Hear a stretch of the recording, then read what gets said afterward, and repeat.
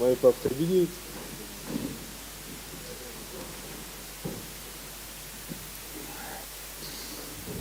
T'as un traducteur ou pas? Hello. Nasruddin, just over here. Historic event in France, obviously this weekend with the UFC's first event here in Paris. How much does it mean to you to be a part of this event? C'est le premier événement en France, et c'est très très historique. Et comment est-ce que vous vous sentez de faire partie de tout ça, de ce grand moment? Comme je dis, c'est incroyable. Il y a 2 ans de ça, je ne peux même pas imaginer que l'UFC allait arriver en France et que j'allais combattre surtout dans cette carte-là. Et aujourd'hui, on n'est plus qu'à 2 jours. Et waouh, j'ai juste hâte d'y être. C'est historique, comme vous venez de le dire. I can't wait. It's going to be spectacular. You know, some years ago, I couldn't even imagine I would be here, and now that we're 2 days away from the fight, it's going to be amazing. And what has been the reception from the fans? Obviously, you had a chance to do an open workout for the French fans yesterday. What was that experience like for you? Par rapport aux fans, comment est-ce que vous êtes senti à l'open workout et tout ça? Comment c'était cette expérience pour vous? C'était waouh. C'était incroyable. Ça change, c'est pas comme d'habitude. Les médias sont quasiment triplés, les interviews, les fans, les messages. Franchement, ça fait vraiment plaisir. Et ouais, hier à Open Workout, ils étaient tous là, vraiment présents. C'était incroyable. The open workouts, it was just amazing. All the fans, everybody was there. It was an incredible experience, and also to see everybody here, the support and the love I've been getting, it makes me feel really happy. I'm feeling great. And you know, after your last fight, you called for a top 10 or a top 5 opponent. What did you think when they put forward Buckley's name for you? Vous avez dit que peut-être c'était intéressant en top 5 ou top 10, top 10? Yeah, top 5 or a top 10. Top 5, top 10. Et quel est votre avis par rapport au fait que maintenant vous allez affronter Buckley? La question, c'est le début, je pense. Pardon. Le plus intéressant pour vous, c'était un mec de top 10 ou top 5. Et maintenant, c'est Buckley. Comme on vise tout le temps devant, on regarde toujours devant nous, on vise toujours les top 10. Et ce qu'on voulait d'ailleurs, on voulait un combattant, un fighter du top 10. Mais malheureusement, pour septembre, ils étaient soit blessés, soit occupés, ou il y a eu pas mal de refus. Et du coup, on était obligé d'aller chercher derrière. Et le profil parfait, c'était Joachim Buckley. On avait tout simplement pas le choix pour septembre. Il fallait que je combatte. Well, I didn't really have a September, and most of the fighters were either injured or fight, and we're always looking for somebody above my spot in the ranking. But since that was not possible, we took the fight because Buckley seemed to be the most interesting matchup for me. And you ran into him at the poster signing. It looked like you were sizing him up a little bit. What did you make of that interaction? Et par rapport à votre rencontre avec lui pendant la signature des posters, qu'est-ce que vous pouvez dire? Ouais, il a l'air super gentil. Moi, je l'attendais plus nerveux, plus. Je pensais que voilà quoi, il allait continuer ce qu'il avait commencé dans les réseaux. Mais non, bizarrement, il était tout gentil, tout stressé. Et donc voilà, on s'est serré la main comme des amis. It went fine, and I was a bit surprised because, you know, with the whole what he's been saying on the media, but we shook hands and he was really nice. I thought he was going to be a bit maybe aggressive, but no, it was cool. He made a name for himself when he had a viral knockout. You know, how do you see your styles matching up? Or à vos styles, parce que là, son KO est devenu viral, et que pensez-vous de vos styles pour ce combat-là? Je pense qu'est-ce qu'on pense?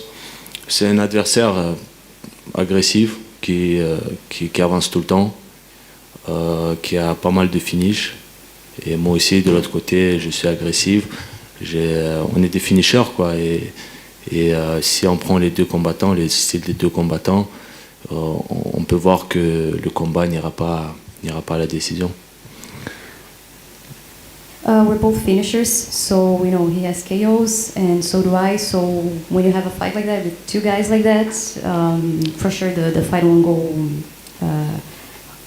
the distance. How do you see yourself getting your hand raised? Et comment est-ce que vous pensez que ça va se passer pour sortir le vainqueur de ce combat-là? Comment est-ce que ça va se passer, le combat? Comment vous pensez que vous pouvez apporter la victoire? Oui, je pense que déjà le combat, on va faire dès le début. Et comme j'ai dit, le combat n'ira pas à la décision. Il n'ira pas à la décision. Un de nous va tomber. Il va tomber sale. Et moi, je sais déjà qui.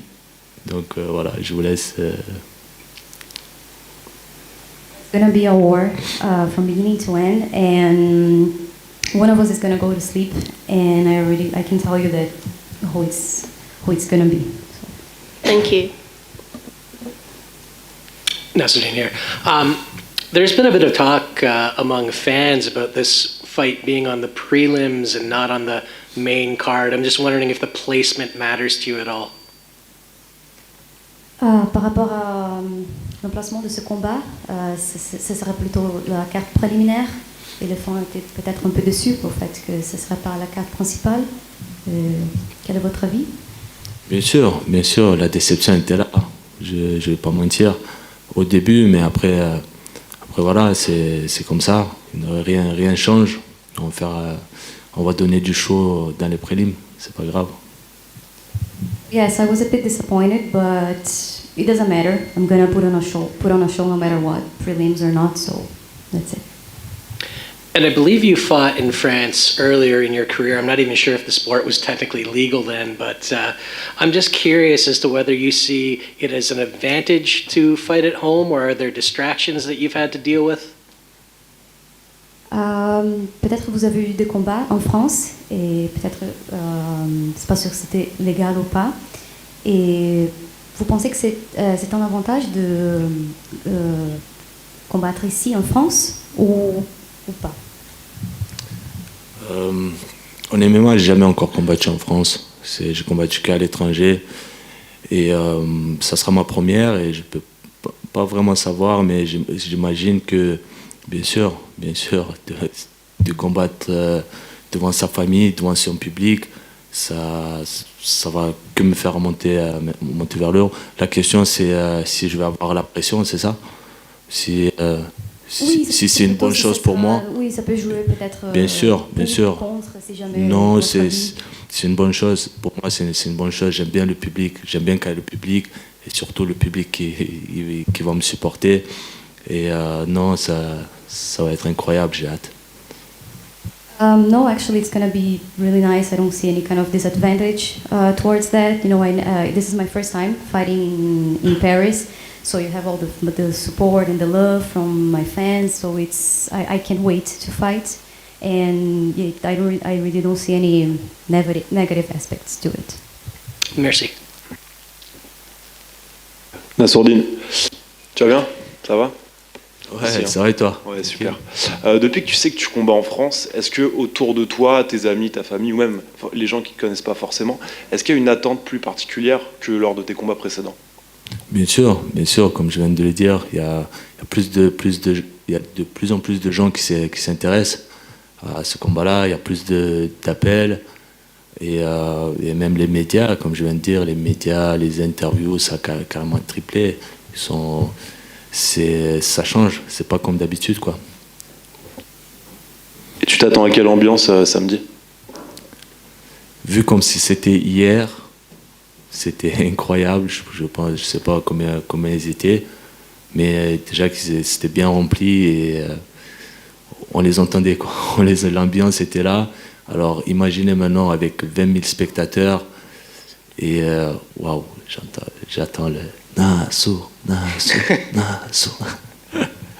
Super, merci. Si. Hello, Nasruddin. I would like to hear your thoughts on the co-main event, considering that you called out Marvin Vettori in the past. T'as pensé sur le co-main event? Qu'est-ce que tu penses? Ah, pour le common event. Pour le combat, comment ça va se passer? Ouais. Je pense que ça va être un gros combat. Je pense que ça va être un gros combat. Les deux, un de l'autre côté, Whittaker qui est plus technicien, plus de fight IQ. De l'autre côté, on a Vettori qui est plus physiquement plus fort, qui ne lâche jamais rien, qui avance tout le temps. Et ça va être un combat intéressant. Deux styles complètement différents. Voilà. Vous voulez un pronostic ou? Oui, s'il vous plaît. Ouais, je pense que Whittaker va gagner. Whittaker va gagner par rapport à son intelligence, à son fight IQ. Je mets sur Whittaker. Mais qu'est-ce qui s'est passé avec Marvin Vettori? Parce que vous l'avez appelé, non? Vous l'avez called out. Mais en fait, il devait déjà combattre la première fois avec Whittaker. Je ne sais plus quel événement c'était. C'était 2 ou 3 mois avant ça. Et le combat avait sauté parce que Whittaker, je sais plus ce qu'il a eu. Et du coup, voilà, on m'avait contacté pour remplacer Whittaker. Bien sûr, de notre côté, on avait accepté en short notice. On était prêts. Et de l'autre côté, Vettori a pris du temps pour réfléchir. Et ça nous a donné de l'espoir. Et en fin de compte, il a préféré dire non, ce qui se comprend, bien sûr. Je suis dans les top 11, il est dans le top 3. C'est des risques. Mais des fois, les risques, il faut les prendre. La vie, c'est un risque. Donc, comme là, je vais combattre Buckley. Il est très loin derrière. Il est 25e, je suis 12e. Et c'est un gros risque, mais voilà, il faut les prendre. Quand tu es confiant, quand tu n'as pas peur des risques, tu vas et tu prends. Voilà. Merci, bonne chance pour demain. Merci. Salut Nasruddin. En Salut. début de semaine, Buckley t'a lancé une pique comme quoi il était heureux de te rencontrer encore en chair et en os. Et tu lui as plus ou moins répondu hier à l'open workout comme quoi tu allais lui apprendre le respect. Ouais. Est-ce que maintenant qu'on est à 2 jours du combat, tu as l'impression qu'il y a une réelle tension entre vous ou pas du tout? Et si oui, est-ce que c'est la première fois que ça t'arrive? Non, la réelle tension, je l'aurais eu s'il serait là. Non, je sens aucune tension en fait, en vrai. Dans les réseaux sociaux, tu sais, il a dit ça. Pour le moment, il a rien dit en face. Il m'a rien dit en face, il est tout gentil. Que je suis pas là, ça parle de KO, je vais mettre KO, je vais faire ça, je vais faire ci. Non, je suis en face de toi, on est dans le même hôtel. Tu vois. Donc voilà, on va voir comment ça va se passer à la pesée. Mais voilà. Et est-ce que tu as déjà choisi ton son d'entrée, ta musique d'entrée? Oui, c'est une musique du film de Mohamed Ali. Je sais pas si tu as entendu. Musique bien calme. Ça me représente un peu, tu vois. Ok, Voilà. merci. Voilà. Salut Nasruddin, Yohan Lecause pour Eurosport. Ici. Ouais, Tu vas bien? ça va et toi? Ça va, Tranquille. merci. Ces dernières années, on t'a vu vraiment évoluer physiquement. Là, tu as un physique qui est plus musculeux, tu es plus sec aussi. Et même à l'open workout, hier, on t'a vu très rapide, même dans des vidéos qui ont été postées sur Instagram, on te voit très rapide sur tes coups. Toi, comment tu te sens physiquement? Est-ce que tu te sens à ton top? Est-ce que tu te sens plus fort que jamais? Je me sens plus fort que jamais. Vraiment à mon top. Comme j'ai dit, chaque combat, je progresse. Je suis rentré à l'UFC, j'avais 24 ans. Maintenant, j'en ai 26. Et j'arrête pas de progresser. Je prends de l'âge, je deviens plus mature, je prends de la masse musculaire. Et comme j'ai dit, je n'arrête vraiment pas d'évoluer. Le combat précédent et ce combat-là, ils seront déjà très différents. Et pour compléter la partie physique, est-ce que tu considères que ce combat contre Buckley, qui est un showman, contrairement à toi qui n'a pas encore cette image-là vraiment à l'UFC, ça pourrait compléter du coup cette partie physique? Du coup, tu es un combattant plus complet maintenant, il te manque encore cette partie un petit peu médiatique. Est-ce que du coup ce combat, ça pourrait être un peu l'aboutissement? Bien sûr, rien n'est fait au hasard, même si on est allé chercher derrière. C'était calculé. Buckley, c'était un adversaire parfait, il est hypé, il est connu et c'est ce qui me manque. Et donc voilà, le Management Factory font du très bon boulot. Et voilà, c'est sûr qu'on n'aura pas un top 10 ou un top 5, on n'aura pas un numéro, mais voilà, on aura cette hype-là qui me manque. Merci. Oui. Ouais, tu prédis une victoire contre Joaquin Buckley et une victoire de Robert Whittaker sur Marvin Vettori. Est-ce que l'étape d'après, du coup, ce serait de rappeler Vettori pour faire ce combat qui n'a pas eu lieu puisqu'il avait refusé dans un premier temps? Très bonne idée. Tu vas donner le bon. Pourquoi pas? Pourquoi pas? C'est à discuter encore avec mon équipe. Mais bien sûr, parce que si, je ne lui souhaite pas la défaite, si jamais il sera sur une défaite, c'est fort possible, parce que moi je vais derrière rentrer dans les top 10, et voilà, quand tu as une défaite, tu n'as pas trop le choix, tu ne choisis pas trop, tu vois, donc on va essayer, on va voir, mais en tout cas on va viser toujours devant, on va plus regarder derrière. Là, c'est vraiment là, on a fait une vraie exception, parce que c'est chez nous, c'est le 11 septembre à Paris, c'est la première, c'est historique. Voilà, il fallait absolument que je sois sur la carte. Du coup, mais après ce combat-là, on va regarder toujours devant nous. Ça marche. Marvin Vettori dit qu'il te reste encore un peu de chemin à faire avant de faire partie de ce club, du top 5, du top 3. Toi, tu considères que tu es déjà en forme suffisamment et que tu as le niveau pour aller intégrer ça? Je pas entendu, il a dit qu'il a parlé de moi. Non, il n'a pas parlé de toi. Je lui ai posé la question justement ce qu'il pensait de toi. Ouais. Est-ce que justement ça pourrait être un combat intéressant? Il disait qu'il y avait encore un peu de route à faire. Ah, il a dit il y a du chemin à faire, bien mais sûr. Il n'y avait pas de... Ouais. Non, il n'y a pas de souci, j'ai rien dit. Je préfère le dire qu'on ne dise pas que... Où est-ce qu'il est? Non, il est... Peut-être. Franchement, pour moi, ça reste c'est des numéros, c'est le top 10, le top 5. Ça ne veut rien dire, bien sûr, il y a un peu plus d'expérience, etc. Mais une fois que tu es dans les top 10, et dans les top 10, on est tous forts. Et à ce moment-là, non, je pense que je mérite, je pense que je peux combattre. Après, ça tout dépend du combat, ce qui va se passer samedi. Mais voilà, on va voir. Tout à l'heure, tu parlais des personnes qui criaient ton nom hier lors de l'open workout.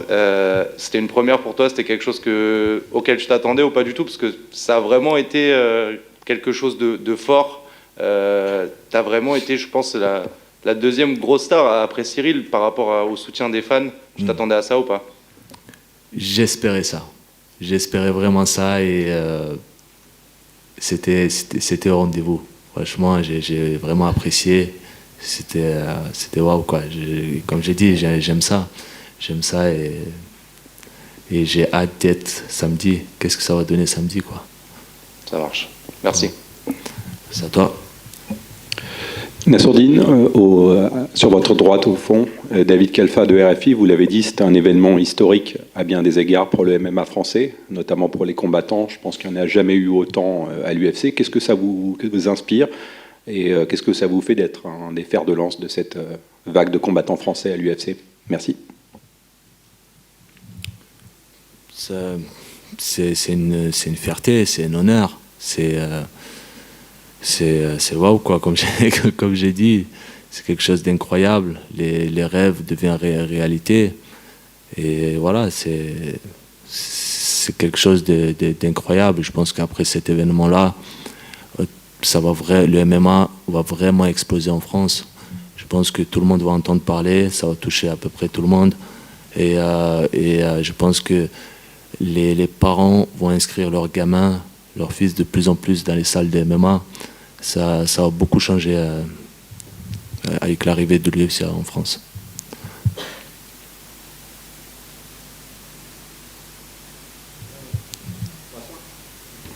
Yes. Bon, bonjour Nassourdine, j'espère que tu vas bien. Alors j'ai deux petites questions vite fait. Si jamais tu gagnes, ce qu'on espère évidemment, est-ce que tu as déjà un adversaire en tête? Une fois que je vais gagner, un adversaire, ouais, j'ai un adversaire.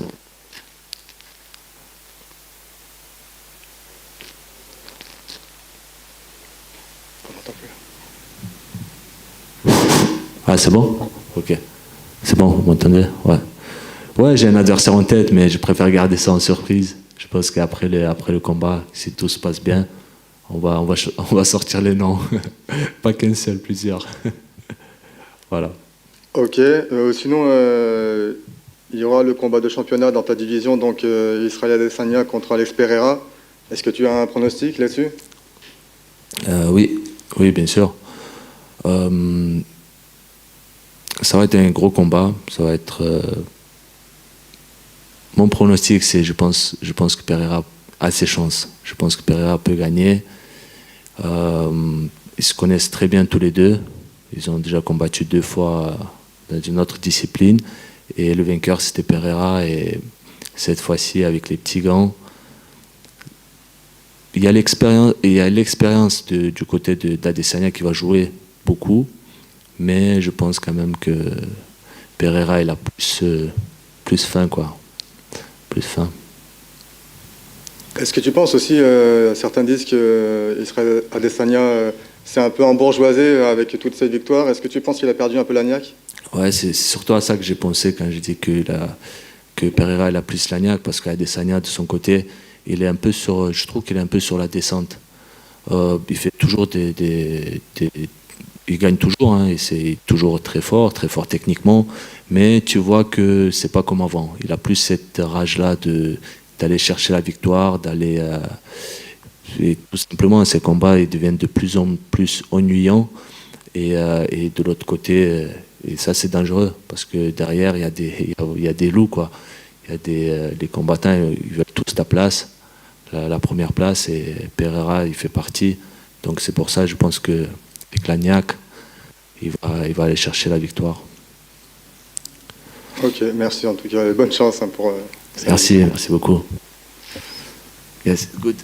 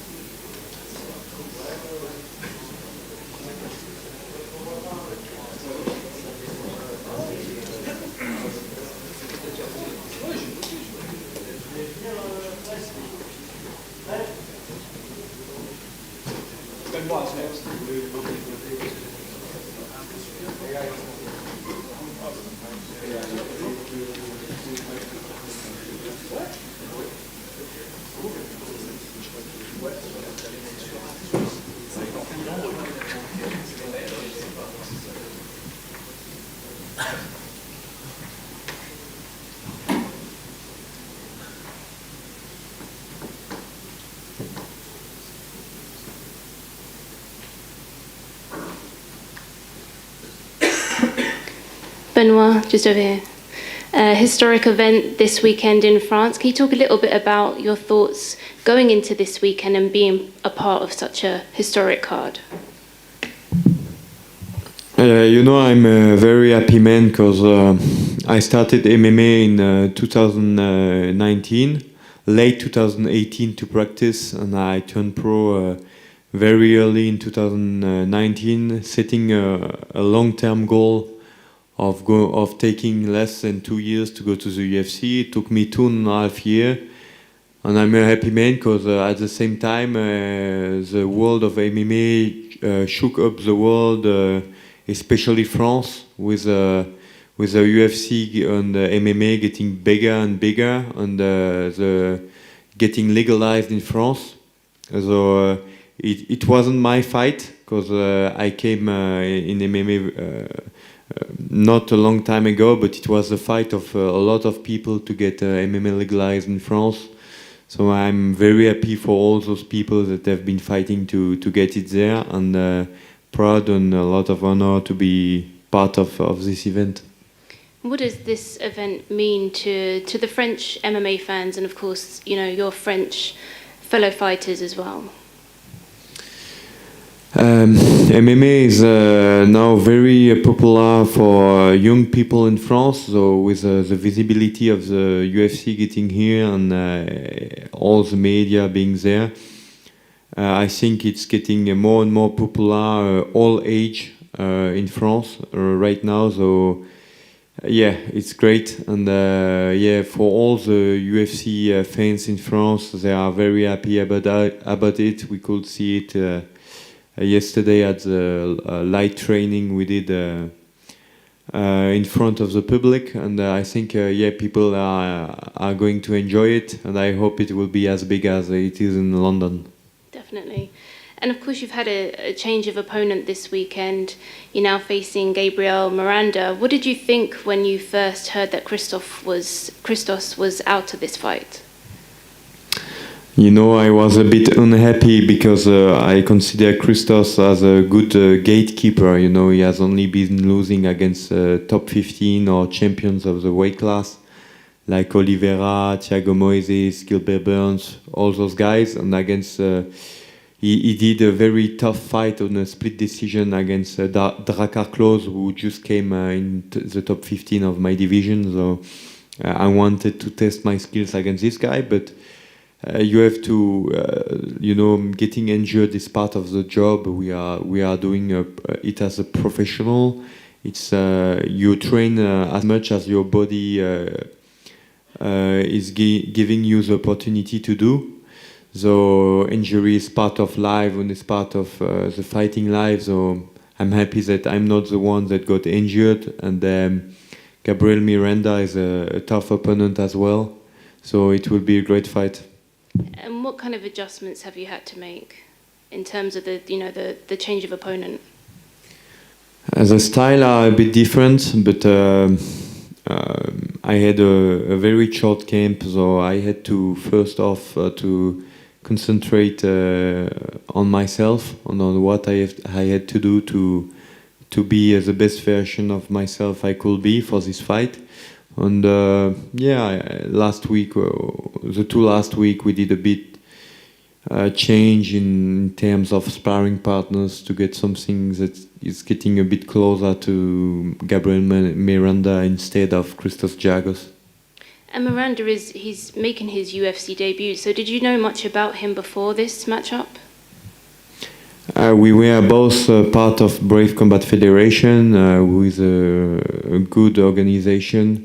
That the UFC is keeping an eye on, because a lot of fighters from the Brave, like Khamzat, are coming inside the UFC and are doing well. So yeah, I knew him, but I didn't watch him too much till I knew I had to fight him. I just know it's going to be the third time I'm fighting a guy that is training out of the CM system, out of Brazil, so it's great. We have a kind of a club fight inside the UFC with this Brazilian fighting team. And you both have most of your wins coming via submission, so how do you see this fight playing out? I think it's gonna be a fight with a lot of engagement, because of course we have both similarities in some stuff, but I'm going to do my job and to try everything I can to extend my winning streak and to get closer to a call-out with the top 15, because UFC gave me a top 15 right away in the welterweight division. So there was an 8 kilogram difference with me and Elise. Now it won't happen again. I'm in my weight class, so I'm gonna do what I can to climb up the ranking and just to keep myself and to become something great in the lightweight division.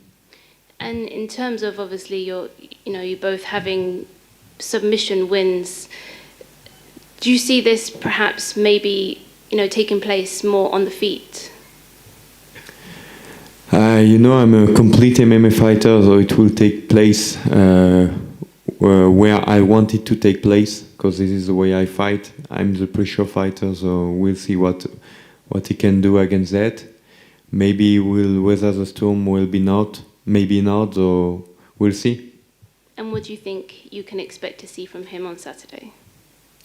A guy that is making his UFC debut, that is gonna to take my place, but I'm the one I'm the one fighting on my own soul, and I'm gonna be the one putting the pressure. Thank you.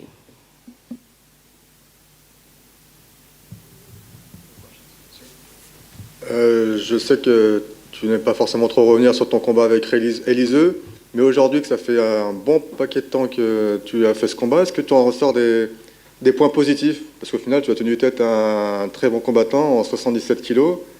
C'est pas mal, non? Ouais, c'est un combat qui m'a apporté beaucoup d'expérience. Je pense que je fais un très bon premier round, que je pensais prendre très honnêtement avec la pression et les takedowns. Après, les 8 kilos de différence ont fait que lutter avec un mec plus lourd et plus puissant, c'est fatigant. Étant donné que quand je fais le poids à 70, je fais le même poids que quand je combats à 77. Donc je pense être dans ma division. On savait que ça allait être dur parce que y a pas, quand tu cuts pas à l'UFC contre un top 15, c'est compliqué. Hein. Et Éliseu, il tape très fort, il a beaucoup de KO. Il avait droppé, pour moi, il s'était fait voler contre Salikov, contre qui il a mis 2 knockdowns. Et pourtant, ils ont donné la split decision à Salikov. Donc pour moi, c'est un vrai top 15 de l'UFC en welterweight. Et je pense que j'ai prouvé que ça allait être compliqué pour les top 15 en lightweight. En tout cas, j'ai hâte de le prouver parce que aux entraînements et à mon ressenti avec tous les tops que j'ai tournés en 70, c'est pas la même chose qu'avec les tops en 77. C'est une KT où il y a 7 kilos d'écart. C'est pas comme les autres KT qui sont de 4 en 4. Avec les 62, 66, 58, 70.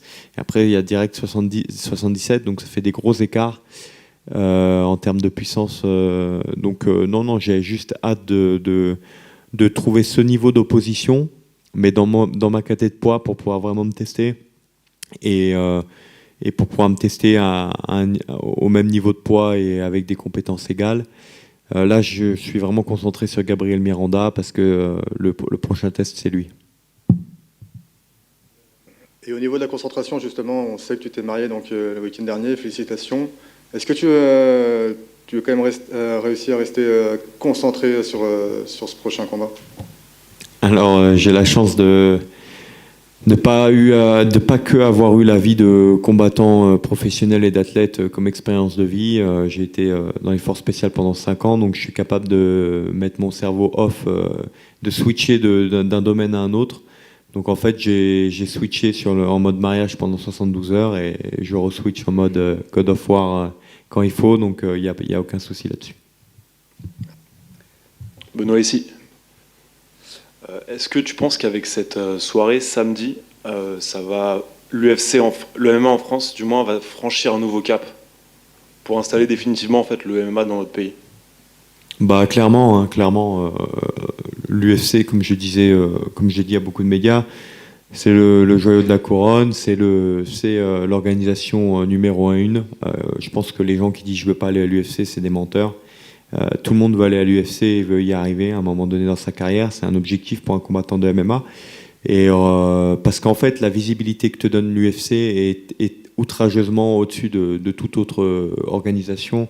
Donc te fait passer dans un autre monde directement, même si les qualités sportives peuvent être très bonnes ailleurs également. Hein. Mais clairement, l'avenue de l'UFC, ça va donner goût en fait au grand public français méconnaissant du monde du MMA. Il y a beaucoup les jeunes, on va dire les 15-25 ans qui connaissent le MMA parce qu'ils ont grandi avec les médias, avec les TikTok, Instagram et autres choses dans ce style-là, qui font qu'ils ont eu accès à ça. Maintenant, les plus de 25 ans, ils n'ont pas forcément la même vision du monde et la même vision de ce sport. Et le fait que des grands médias comme RMC, France 2, enfin des très gros médias vont intervenir sur cet événement, ça va rendre ça populaire, je pense, à un plus grand nombre. Bonjour Benoît. juste ici pour la sueur. Hier, à l'Open Workout, tu as déclaré devant la foule qu'il y aurait de la sueur et du sang pendant ton combat. Est-ce que tu nous prévois une guerre pour satisfaire le public français sur place?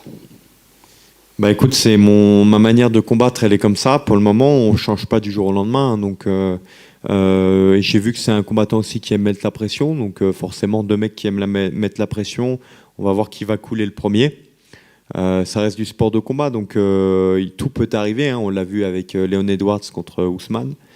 D'ailleurs, c'est une combinaison que j'apprécie beaucoup. Mais ouais, c'est un sport où il y a toujours un but en or. Peu importe à quel moment du match, il y a toujours un but en or. Donc tout peut arriver, mais on a deux styles de combattants qui mettent la pression. Donc je pense que ça va être explosif dès le départ. Bonjour Benoît, sur ton dernier combat contre Stolz et globalement sur l'ensemble de tes combats, tu aimes aller au sol. Là, tu as un spécialiste du sol face à toi. Est-ce que ça va te forcer à rester debout? Bah, comme j'ai dit, je suis un combattant plutôt complet. Après, effectivement, le dernier profil que j'ai affronté, c'était un pur striker où on avait identifié des faiblesses dans le domaine de la lutte et du sol. Il avait un bon sol, mais il n'avait pas une bonne lutte, on va dire. Donc j'ai exploité ça, ça a fonctionné, donc il n'y avait pas à changer de stratégie. Donc là, la stratégie, c'est de faire mon jeu, en fait, c'est-à-dire de mettre la pression. Moi, j'aime tester les mecs dans tous les domaines, comme j'avais pu le faire contre Elisée, voir où c'est que je peux le noyer, et essayer de le noyer dans ce domaine-là. Hein. Je ne suis pas le meilleur striker, je ne suis pas le meilleur grappleur, je ne suis pas le meilleur lutteur, mais je suis un combattant de MMA complet, qui a un gros mental. Donc je vais aller chercher la facilité là où elle est, et je suis capable de me faire mal pour aller la chercher. Bonjour Benoît, David, RFI. Je vais vous poser la même question que j'ai posée à Nassourdine. Il n'y a peut-être jamais eu autant de combattants français à l'UFC. Comment est-ce que vous voyez ça? Est-ce qu'il y a plus de talent qu'avant ou est-ce que c'est qu'avant les combattants français n'avaient peut-être pas l'opportunité, les mêmes opportunités d'aller à l'UFC? Alors, en partie, c'était plus dur, je pense, avant la période... Avant que ça prenne de l'engouement, l'UFC, c'était dur d'y accéder, effectivement. Donc, pour Fares, moi, Nassourdine et Gane, il fallait vraiment faire des grosses performances pour rentrer. Aujourd'hui, effectivement, il va y avoir un intérêt supplémentaire. Notamment, là, ça a permis de faire rentrer des locaux comme Will Gomis qui est rentré. Et c'est super. C'est un mec qui a le niveau pour l'UFC. Et le fait que l'UFC vienne en France lui a donné l'opportunité, tout comme ça a donné l'opportunité à Fares de re-signer. C'est quelque chose qui va donner un supplément d'âme et un bonus aux fighters français méritants. C'est vrai qu'avant, c'était vraiment compliqué de rentrer à l'UFC. Ça le reste, mais je pense que ça va faciliter en partie les choses. Après, c'est vrai qu'aujourd'hui, le MMA en France, il se développe. Moi, je le vois, ça fait 2-3 ans de suite que je fais des camps en Bulgarie avec la Bulgarian Top Team, qui est mon équipe de management. Et il y a de plus en plus d'amateurs, en fait. Il y a de plus en plus d'amateurs qui ont un bon niveau parce qu'il y a de plus en plus d'amateurs qui font du MMA en compétition. Je pense qu'on va voir les championnats de France amateurs évoluer de plus en plus et on va voir effectivement des fighters sortir un peu de nulle part parce que plus de monde qui pratique, donc ça sortira forcément plus de monde à haut niveau. J'en suis convaincu et c'est ce qui est en train de se passer. Merci à tous.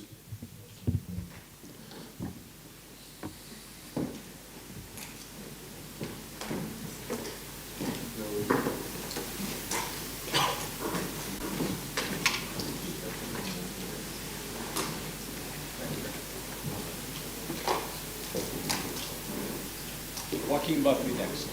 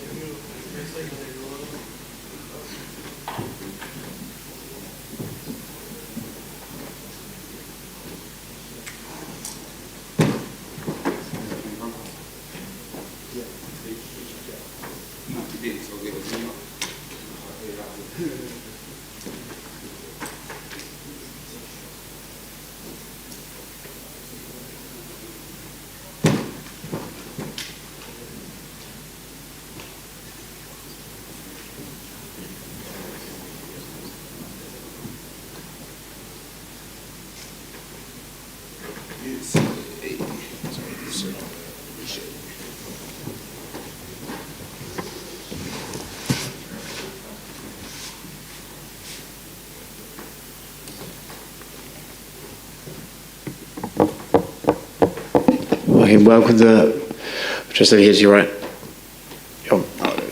First of all, how are you enjoying your experience in Paris? Man, I'm having a good time. Living my best life, you know what I mean? Eating my meal. A couple restaurants.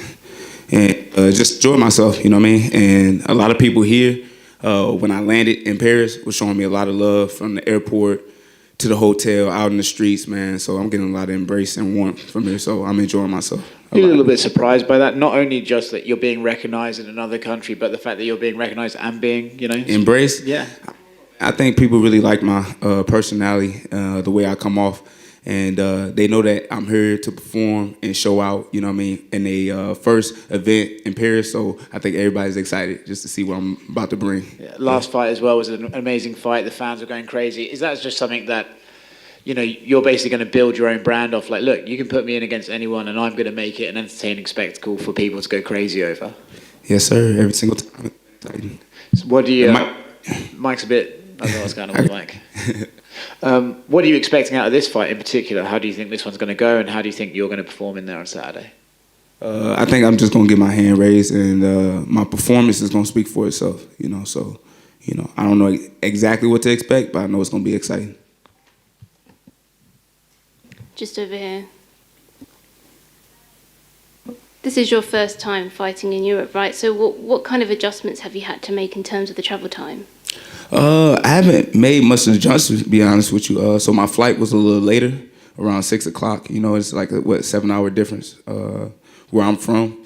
So I just slept on a plane. As soon as I slept on the plane, I stayed up around 8 o'clock in the morning when we landed here. And, you know, I've been able to just go to sleep at night. And so I adjusted pretty well, no problem. And, you know, fighting in enemy territory against, you know, a hometown guy, with the UFC being this, you know, first event here in Paris, how do you feel about being, you know, in enemy territory? I'm not in enemy territory. Like I said, man, I've been getting all the love here in France and Paris, you know. Be honest with you, Nasruddin, I don't know how long he's been here, but I know he's not born from here, you know. He's a Russian guy, Dagestani. He sometimes carried the Russian flag. So a lot of people from France, when I said his name, didn't know who he was. And they told me, go get him, go knock him out. For France, that's what they told me. I got it on video. So, you know what I mean? At the end of the day, I think he's in enemy territory, not me. And you both ran into each other during the poster signing. What was that, you know, what was that like? It seemed like you were kind of perhaps sizing each other up. Nah, ain't no size up, man. It's just the nature of the business, you know what I mean? My biggest thing is a lot of fighters try to avoid each other, whatever. My thing is, you know, I want to see you. I want to see what you're about, you know, because in order to have a crazy fight, I need another crazy fighter, you know what I mean, that's going to come in, the pressure, engage, and I think he's one of them. So we're going to have a real fun fight on our hands. I can't wait.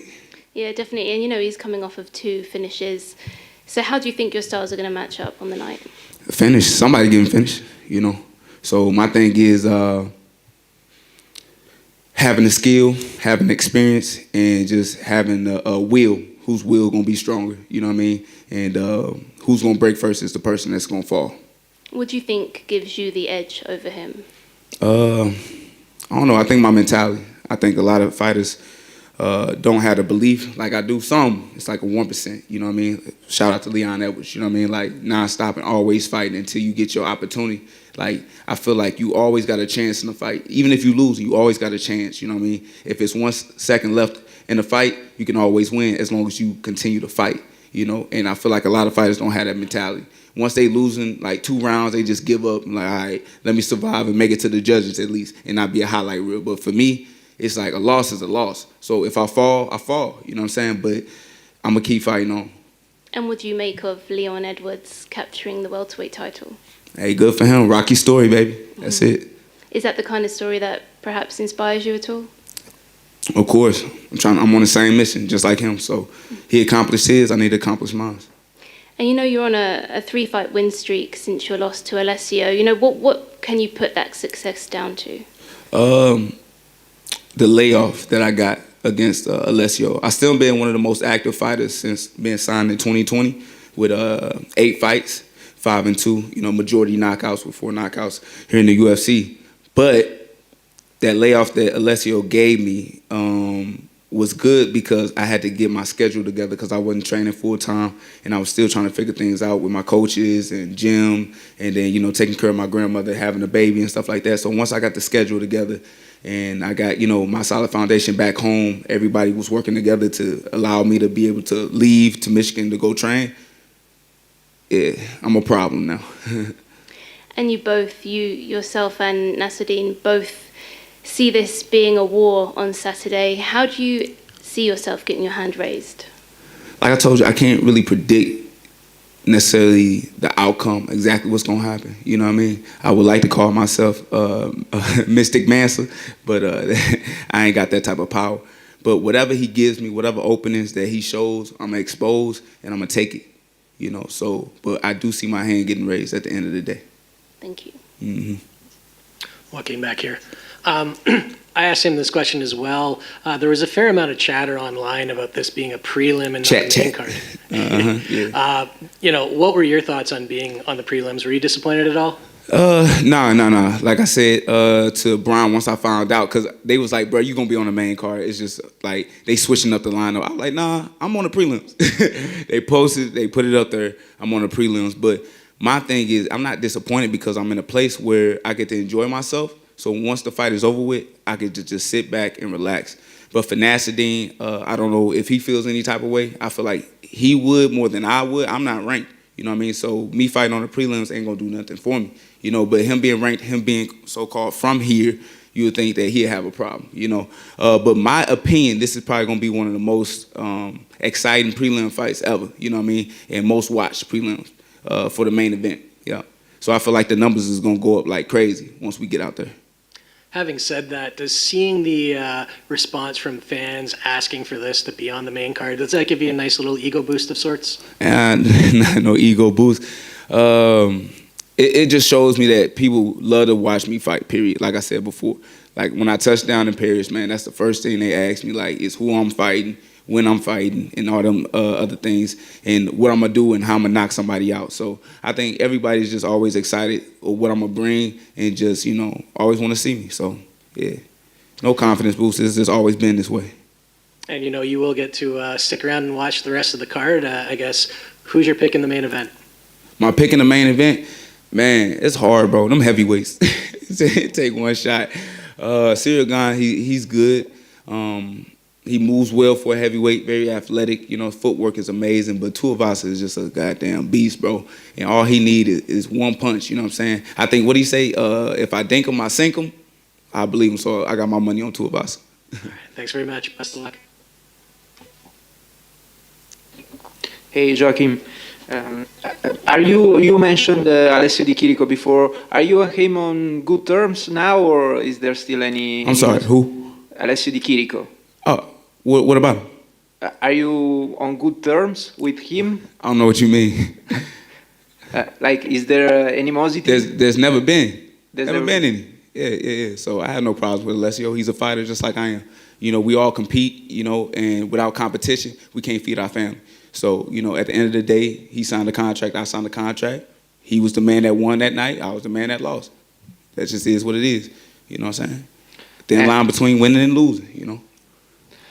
Are you going to push for a rematch with him? For what? A rematch. For what? That's what I'm asking. Why? I'm asking you, why? Perhaps, you know, due to the defeat. Because of the defeat? Yes, sir. Nah, that's not how it works. You know what I mean? We climb up, and if because he lost too, right? And the dude that I beat, he lost too. He got knocked out. So we just got to climb up the ladder, and if we meet in between, then that's cool. But I'm not going to just pick him out of everybody. For what? And your thoughts on the co-main event? Who the co-main again? Sorry? Who is the co-main again? I'm sorry. Robert Whittaker against Marvin Vettori. It doesn't matter. I don't think they're going to go anywhere. Whoever wins is going to be in the same spot, unfortunately. Thank you very much. Gane, Nasruddin told us that you were nicer in person than on the socials. Just referring to the hands that you shook with him when you met at the hotel. Yeah. It's nothing to respond. It's just like, I met you. I see you. it's how I feel, and you heard what I felt. So if you felt some type of way, you could have said something. Well, Ciryl Gane would have had to say it for him. You know what I mean? But at the end of the day, like, we gonna get our moment where we gonna fight. You know, I'm here to promote the fights as best as I can in order to try to be on the main card. But at the end of the day, you know what I'm saying, I have no problem with these guys. You know, it's just a part of the game. It's a part of the business. You gonna actually see how I feel about you when I walk in that cage at the end of the day. And you said you were here to promote the fight. And how can you promote yourself for French fans that might not know you for the moment or just saw the viral video but cannot associate it to your name? That's a good question, man.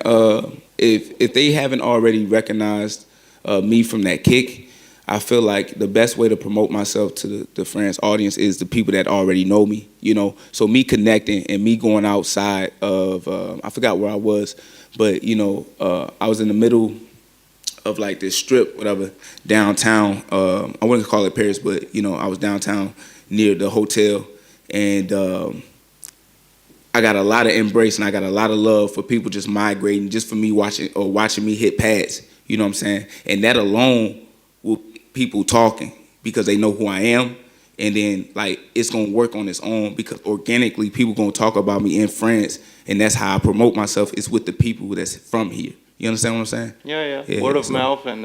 Exactly. So that's gonna move faster than me posting something on the internet. Okay, thank you. Mm-hmm. Just another one from me, just over here. I remember you had a run-in a while ago with Darren Till and Khamzat Chimaev. Oh, that's old news.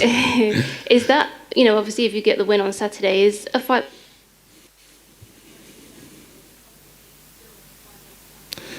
Be honest with you, anybody can get it. Darren Till looked real appealing to me only because he hasn't had a fight in a while and he was trying to come back, and I thought I was the perfect matchup for him because I wasn't ranked, you know what I mean? A lot of people thought my style anyway would complement his, and, you know, I thought it would just be a great opportunity for him to have a comeback fight, you know? So I said, why not? You know what I'm saying? Put myself up in position in order to get that fight, but he didn't want it, you know? And that's the one thing for a matchmaker is the hardest thing is to get fighters to say yes.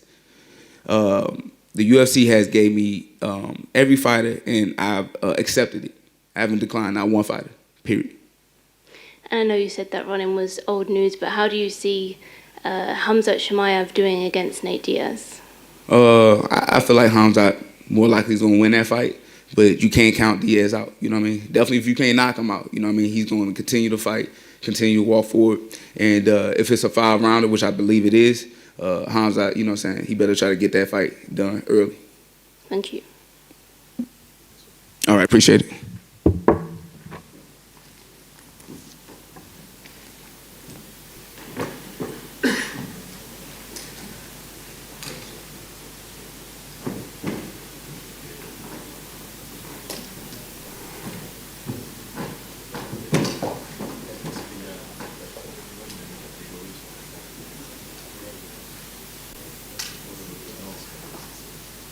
William up next.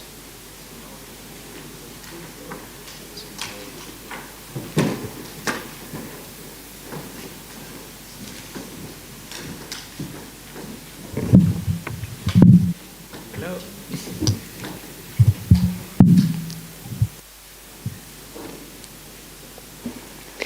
William, just over here. Hi. First UFC event in Paris. How much does it mean to you to be on this card this weekend? I'm very happy to be here, and I'm in the main card. For me, it's not nothing. I'm ready. I'm happy to be here. And you had a great response from the French fans at the open workouts yesterday. How was that experience for you? Yeah. My French fans want a KO, and I'm ready to do this. And of course, you're making your UFC debut, so could this be any better for you to be able to do it in France? Elle est où la traductrice là? Pardon. Donc c'est votre premier combat de l'UFC, donc quelles sont vos attentes? I just want to do a big fight. I want to do a masterclass because I have 4 fights in my contract, and I want to do big fight for this fight. And how did this come together for you? How did you come to be making your UFC debut this weekend? Comment tout se passait? Comment vous êtes là maintenant? Vous allez faire votre premier événement ici, donc comment vous allez? Est-ce que vous... I feel good. I feel good. This week is very good week. I can. I saw all the fans in the open workout. I saw a lot of media. It's not in my habit, but I'm okay with this, and now I'm okay with the fight. And your opponent, Jarno Errens, is also making his UFC debut. What did you think of him as an opponent? Et c'est le début de votre adversaire aussi. Quel est votre avis? He is a good fighter. Errens, it's a good fighter. It's a good striker. I think we can do a very big fight, and all the fans will be happy. You train at the MMA factory with Ciryl Gane and Nasruddin. What has the run-up, the lead-up to this event been like with the guys in the gym? Vous vous entraînez chez MMA Factory. Et comment est-ce que c'était la préparation avec Ciryl Gane et Nasruddin aussi? The preparation passed very good. But normally I don't have the fight in UFC. I'm a short notice, but I do normal preparation. Have they given you any good advice, Ciryl Gane and Nasruddin? Yeah. They told me to be calm, to be ready, but because fight is fight. It's like everywhere. We have to do what we know to do. And for anyone that hasn't seen you fight before, what can they expect to see on Saturday night? Et par rapport à ce les gens qui connaissent pas votre travail, qu'est-ce que vous pouvez leur dire? Qu'est-ce que sont les... Okay, you want to know about what I can do? Mm-hmm. Oh yeah, I'm a striker. I think I'm smart fighter. And I can found a place for high kick, for easy KO. And is that how you see the fight going down with Errens? Vous pensez que c'est ça que ça va se passer? Yeah, I'm sure. Thank you. Thank you. Hi. Oh, sorry. Prior to this matchup, have you ever heard of Jarno Errens before? Did you know who he was? Avant ce combat, si je sais. Oui, par rapport à Ares, si vous... C'est quoi la question? Sorry, the question was before Ares. So prior to being matched up with Jarno, did you know who he was? Had you heard of him? Pardon, c'était moi. C'est pas Ares, c'est votre adversaire. Avant ce combat, qu'est-ce que vous savez de... Before this fight, nothing about him.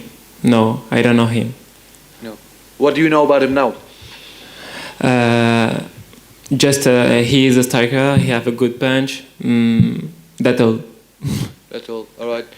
It's short notice fight, like you said. Is it possible to prepare specific for an opponent because you don't know too much about him, you don't have too much time, or just the basic things you have to prepare for? No, I have just 1 week to make a game plan, and well, it's okay for me. 1 week, it's good. All right. Good luck. Thank you. William, ici. Ça doit être la folie dans ton entourage, non, depuis que tu es sur la carte de l'UFC Paris. Oh oui, c'est le feu. Et j'imagine qu'on t'a beaucoup sollicité pour avoir des places, non? Ouais, pas mal. Je reçois encore des messages là. Et tu t'attends à quelle ambiance samedi? Ça va être... En fait, comme j'ai déjà dit, Paris n'a pas besoin de moi. Paname n'a pas besoin de moi pour que ce soit le feu. Donc, ça va être n'importe quoi. On va mettre l'ambiance et je suis sûr que l'ambiance sera déjà présente. William, quand on s'est vu un petit peu plus tôt, tu étais persuadé d'être le premier combat de la carte préliminaire et d'être celui qui allait mettre le feu à Bercy pour tout le monde. Aujourd'hui, tu te retrouves en carte principale. On a l'impression que tout ce qui t'arrive, c'est une histoire de fou. Tu penses que justement, être tout de suite en carte principale, et si tu fais un très très gros combat, ça peut aller très très vite pour toi à l'UFC? Ça peut aller très très vite, en effet. Je pensais être en carte préliminaire, du coup. Et non, du coup, on est sur la main card. Donc c'est magnifique. C'est magnifique, on va être surprise en surprise. Pas de pression justement sur le fait d'être en main card, c'est plus, ça te donne encore plus de force? Pas de pression. Je suis juste prêt et j'ai juste hâte là d'en découdre. Ça marche, merci. Merci à toi. Yeah, right here. So you were already preparing for a fight before this fight, right? But not on this card. Yeah, no on this card, no. Not on this For card. Ares. Yeah. So, like your opponent was also short notice, but he wasn't in camp. So, do you think you have a big advantage with cutting weight and everything in this fight on Saturday? No, I think, I think I have advantage because I'm already ready. I think it's a big advantage to be prepared. Okay. And you've probably seen footage of your opponent. What holes do you see in his game that you can exploit? Des points faibles par rapport à mon adversaire? À son jeu. I think he does.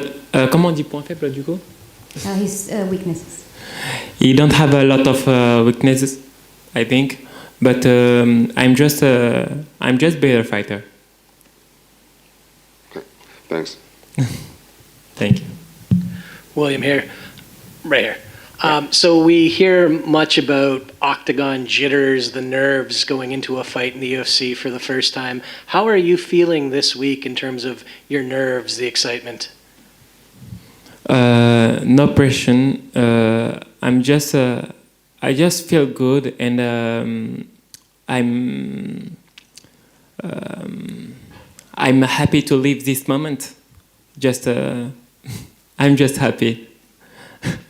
I'm someone very, very cool. Good stuff. And, your Aries FC opponent and now your opponent in the UFC, were there similarities between them? Was it easy to transition from one to the other? Vous voyez des similarités entre votre opponent chez C'est ça que je me suis Ares dit. Mon opponent d'Ares? Oui. No. My opponent in Ares, it's little. This guy is big. He's more faster. No, he is a better fighter. All right. Thanks very much. Thank you. Bonjour William. Alors, je voulais juste savoir, en fait, il y a eu pas mal de changements ces derniers temps chez toi, avec toi, donc du coup, tu as changé de club il n'y a pas longtemps, je ne sais pas exactement c'est quand, donc tu changes de club, au final, en plus, tu changes d'événement, tu restes sur l'UFC. Est-ce que c'est facile à gérer, ces changements qui sont quand même assez importants? Je suis arrivé dans le meilleur club que j'ai pu connaître. Je suis hyper encadré, tout se passe bien, vraiment, donc non, pour moi, il n'y a aucune pression, vraiment, et je me sens bien ici.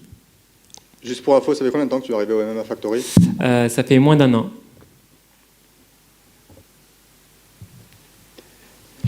Salut. Salut William, pour la sueur. T'arrêtes pas de répéter que t'as aucune pression, mais là c'est la première fois que tu vas combattre devant autant de supporters, donc il y aura des milliers de personnes qui vont scander ton nom, t'applaudir, etc. Ça pareil, ça te met pas de pression, au contraire ça te motive?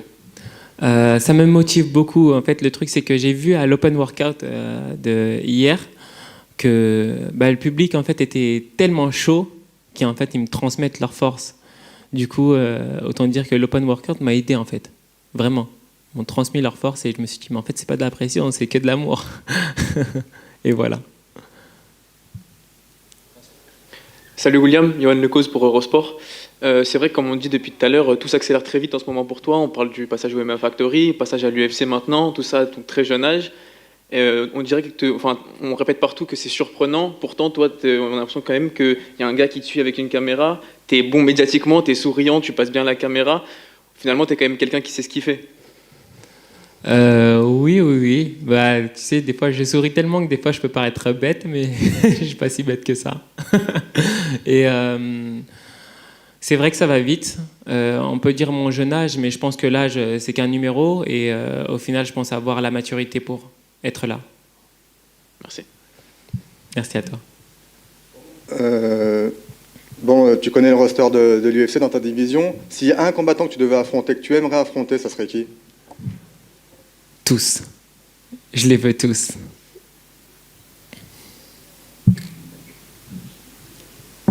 Merci à tous.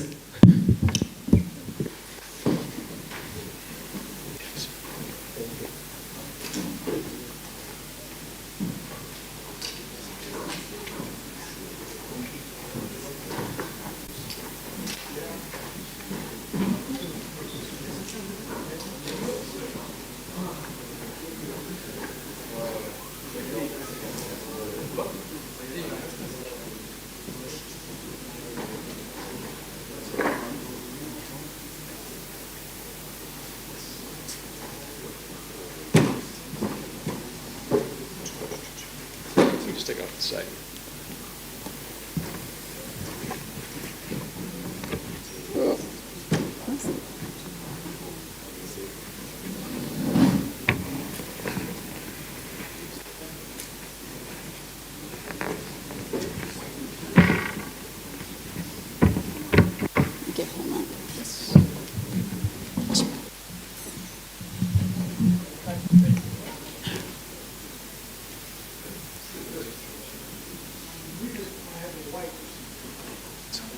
Not a good sign. It's crazy. No.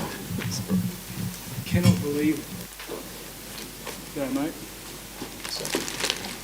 Just make Oh, cool. Yeah, you can see it. Yeah, Sorry. sure, wherever. Cool, there you go. Lucky I wore my good shirt. My clean one. Up on the stage? Yes, sir. All right, come on up, Rob. Good afternoon, everyone.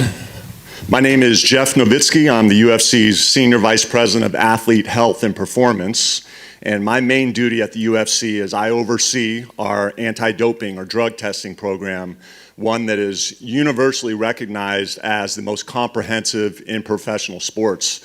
We're here today to give recognition to Robert Whitaker, who's been in the program since its existence 7 years ago and has achieved 50 individual tests with a perfect test history.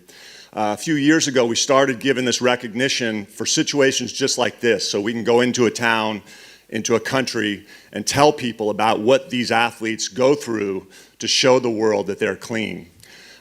This is very much an international program. Rob's a perfect example of that.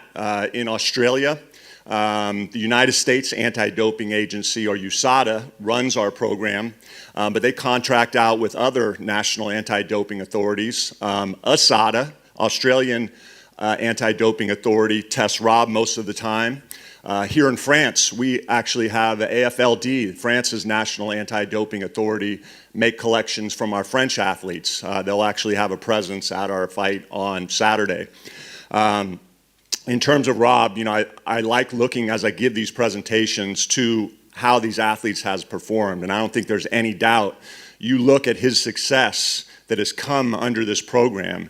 And, you know, he was the interim middleweight champion. For 7 years, he's been fighting at a championship level, still is, all the while, you know, showing the world that he's clean.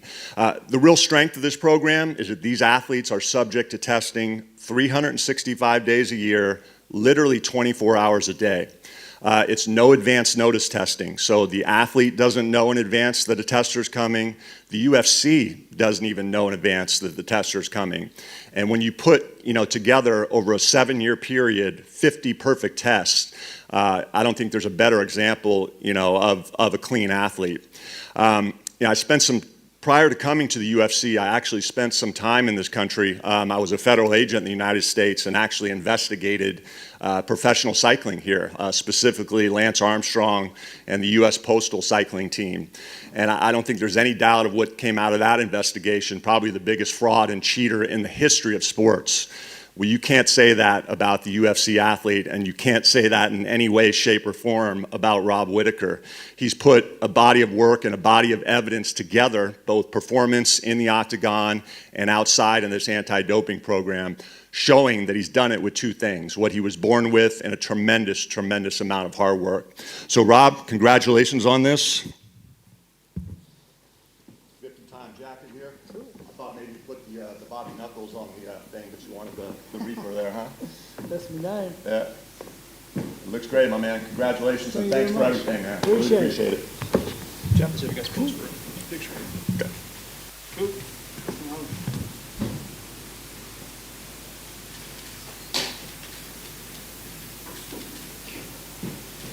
Thank you very much, mate. You got it.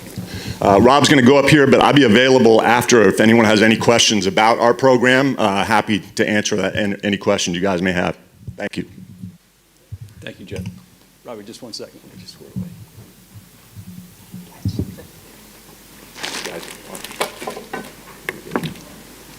Am I going first? Yes, sir.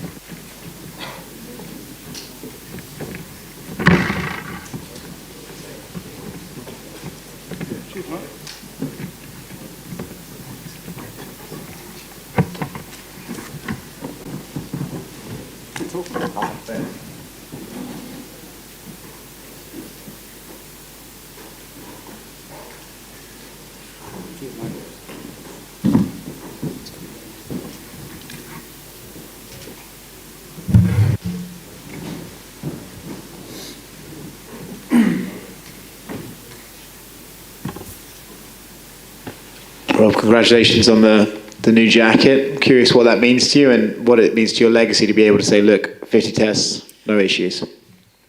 You know, it's just another feather in the cap. My dad always told me if you have to cheat to win, don't play, and I've stuck with that my entire career. It's cool to be recognised for it. I know that over the last couple of years you said, well, I want to start putting this job and its uniqueness to good use and travel the world and fight in places I've never been. So I'm curious how your experience in Paris has been so far. Paddy is beautiful. I absolutely love it. I didn't think it would hit me as hard as it has. You know, walking the streets and feeling the culture and feeling the history. I like history as well, especially European history. Big fan of Crusader Kings. Yeah, it's unreal. It's unreal to be here and to witness it. You can see it everywhere. Now, I know neither of you are from here, but Marvin Vettori is a European. Do you feel like you're playing the bad guy role, or do you think you'll have enough fans to smooth that over? No, I'm sure I'll have one or two mates in the crowd screaming for me. Mate, Europe's a big place. Sure. I'm pretty sure they all hate each other. So it's I don't think there's a unified front against me. What do you make of Marvin? Not just as a fighter, but as a person. He's a pretty intense guy. Like sometimes he can get wound up. But what do you make of him, and how have your experiences been with him, if any? My experiences with him have been great. Like very amicable. You know, we were going to do a sit down. I don't know I can't remember what it's called. What's it called? We were going to do face to face, and I didn't really know what it was. Didn't know whether I wanted to do it or not. But I ran into him down near the microwaves. He was behind me, of course he is, and I just straight up asked him if he wanted to do it, and he was really cool, and I got a real amicable vibe from him, and like we were very friendly. And I started thinking like, well, if we're not going to be sitting there bad-mouthing each other, then what are we doing? I don't want to just hang out. You know? So I just left that. So if that can get to him, because I think he thinks I stood him up, which I did not. But I didn't. As a person, I don't know him. He's just the name that was given to me in the contract to fight. He's a dude in the top 5 I haven't beat, and I think beating him looks good. He was in here earlier. He didn't mention that you'd stood him up. So but he did say that he feels he's improving as a fighter and you are not, and that he's hungrier than you are at the moment, at this moment in your careers. I'm curious what your take is on that. He's wrong. I think I am improving. I'd like to think. I think there's hard facts to prove that I am improving. I think the wins behind going up is hard evidence that I'm improving. I think the way that second fight with Adesanya went is hard evidence that I'm improving. So I think I'm getting better. All right. As for hunger, I know why I'm in the game. That was a whole big thing I did at another stage. But I know why I'm in the game. I know why I want to win. I know why I want to beat him in particular. I know why I do what I do. And yeah, there isn't a doubt in my mind of why I'm getting in there with him on Saturday and why I'm going to leave it all in the octagon. How do you see the fight itself playing out? He said that you won't be able to grapple with him, but you'll probably try. But he doesn't think that's an area of strength for you. How do you see the fight going? Do you think it'll end up in the grapple? Do you think it'll be all over the place? How do you see the fight playing out? He wants to turn it into a dogfight. He wants to turn it into a barroom brawl. That's his fight style. Get up close, push up against fence, box you up, take you down, wear you out. That's what he does. I'm very different. I'm in, out, I hit hard, I hit fast. I'm technically better than him, I believe. I think I'm going to hit him too much. I think I'm going to be too much for him. I think he's underestimating how good I am, how fast I am, how hard I hit. And yeah, I think that'll come out on Saturday. You mentioned how hard you hit. You do hit hard, but it seems like he's got a head that's pretty good for taking punches. Do you have to sort of think to yourself, well, I can't just guarantee I'm going to finish him because I've seen other guys like Paulo Costa smack him. I've seen Israel hit him a bunch of times and he just doesn't seem to go anywhere. Is that something you have to take into account? All that means is that I get to hit him more. It's a bonus in some ways. And I don't know if it's a good thing being able to take that many shots when someone's throwing them. I'm happy though. I'm happy for the challenge. He's got a hard head. And I've been working on me one too, so I look to put that to test. Last one for me. What's the stakes of this fight, right? Obviously, both of you have your history with Israel. Do you kind of, at this stage, have to look at that fight with Alex and think, well, hopefully there's a new champion so I can get this title shot and get back to the belt? Or do you think, well, if I just keep knocking off the contenders, Israel will have to fight me eventually? Yeah, I'm not really thinking about it, to be honest. My calendar only goes up to Saturday. And the only thing that I know is that I'm going to be fighting Vettori on Saturday, and I'm going to leave it all there. I'm going to give him the best Rob Whittaker that anyone's ever seen. I know you said your calendar only goes up to Saturday, but I'm immediately going to ask you something about that. There was talk about a light heavyweight move. How serious are you about contemplating that? I feel like that got taken out of context a little bit and blown out of proportion. It's the only move is up. I could not make it down. And it's something, like it's a possibility, but it isn't something that I'm looking towards in the immediate future, just because I'm doing pretty well in the middleweight division still. As well, the light heavyweight division for me is a one-way move because I'm going to do it properly. I'm going to get all the muscle, get the muscle mass, get the movement right at the heavier weight, all of that jazz. So if I do move up to light heavy, that'll be where my career finishes. That's the last destination for moving weights wise. But I'm not really paying too much attention to the movement. There isn't a lot to make me want to do that just yet. And then obviously there is a big middleweight title fight coming up in November. How do you see that playing out with Izzy and Pereira? Yeah, that's an interesting fight. I do think it's going to be a kickboxing fight with small gloves. You've got a rangy, tall defensive striker versus a rangy, tall offensive striker. It's going to be interesting. He's very tall. He's going to have advantages in the striking department that myself did not have because just the distance he can reach and the length of his arms. But I don't know. I'm very interested in it. It's the small gloves is going to be a big variable in that fight compared to the first two fights they had against each other. So, gonna wait and see. We saw Francis Ngannou earlier this year surprise a lot of people when he broke out some wrestling. Is there any chance that in that fight you could see Adesanya maybe saying, "Hey, let's make this a true mixed martial arts contest"? I can't see it. Honestly, I can't see it. yeah, I can't see it. Fair enough. Thanks very much. What do you make of Alex Pereira? Don't know him. What do you think about his climb through the division? Didn't see it. You know, does it interest you that perhaps there could be a possibility that there is a new champion at the top of the division? Sorry, what was that? Does it interest you? Does it motivate you, perhaps, to know that there could be, you know, a change of. There could be a new champion at the top of the division? Yeah, not really. Haven't really thought about it really. I try not to pay too much attention to the movements and machinations of the division. It kind of does whatever it wants, and it's something I can't control. That's for sure. So I'm just keeping my head down, focusing on things that I can control, which is showing up on Saturday. And you mentioned about the improvements that you've made, and you said you could see it in your past performance. Can you talk a little bit about the improvements that you have been making and what we can expect to see on Saturday?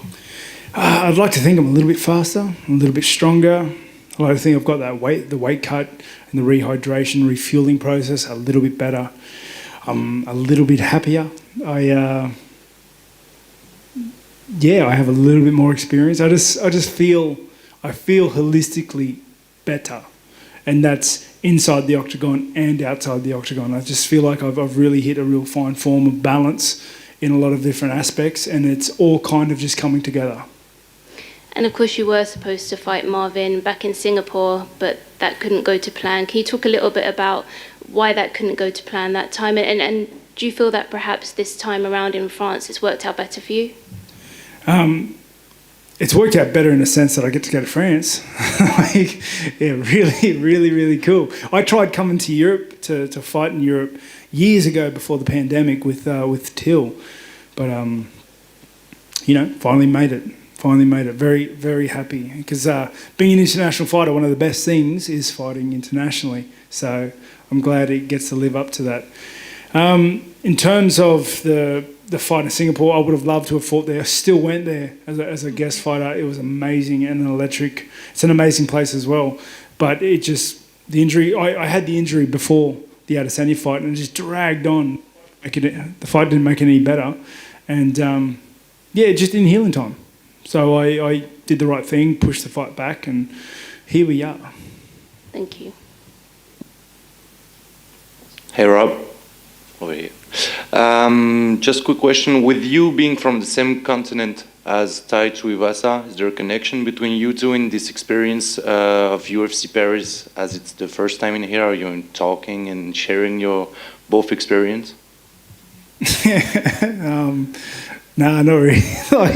We're not really sitting down chatting about what's going on.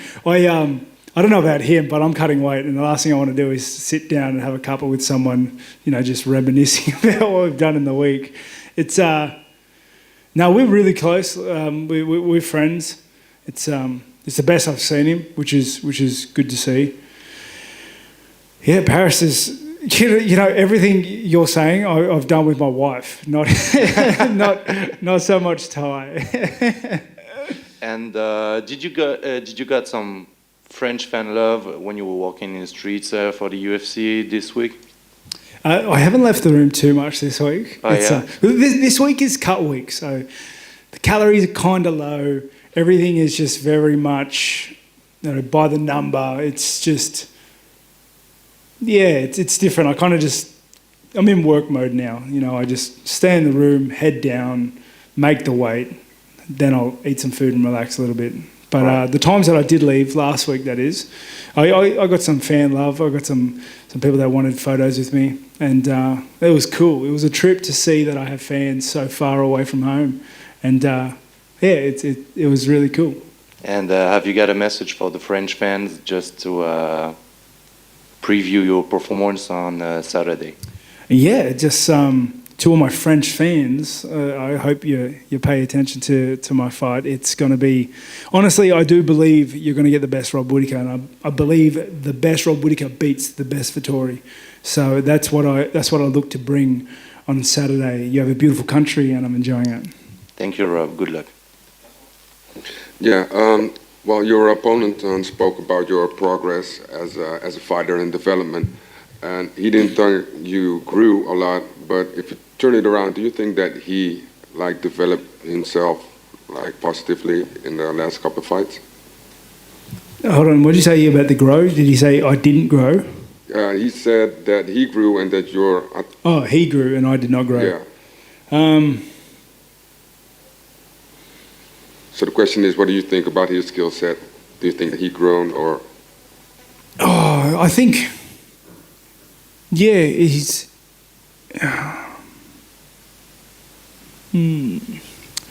I definitely think he's gotten better, but by how much? You know, he's gotten better at a style that's rough and tumble, you know, so to speak.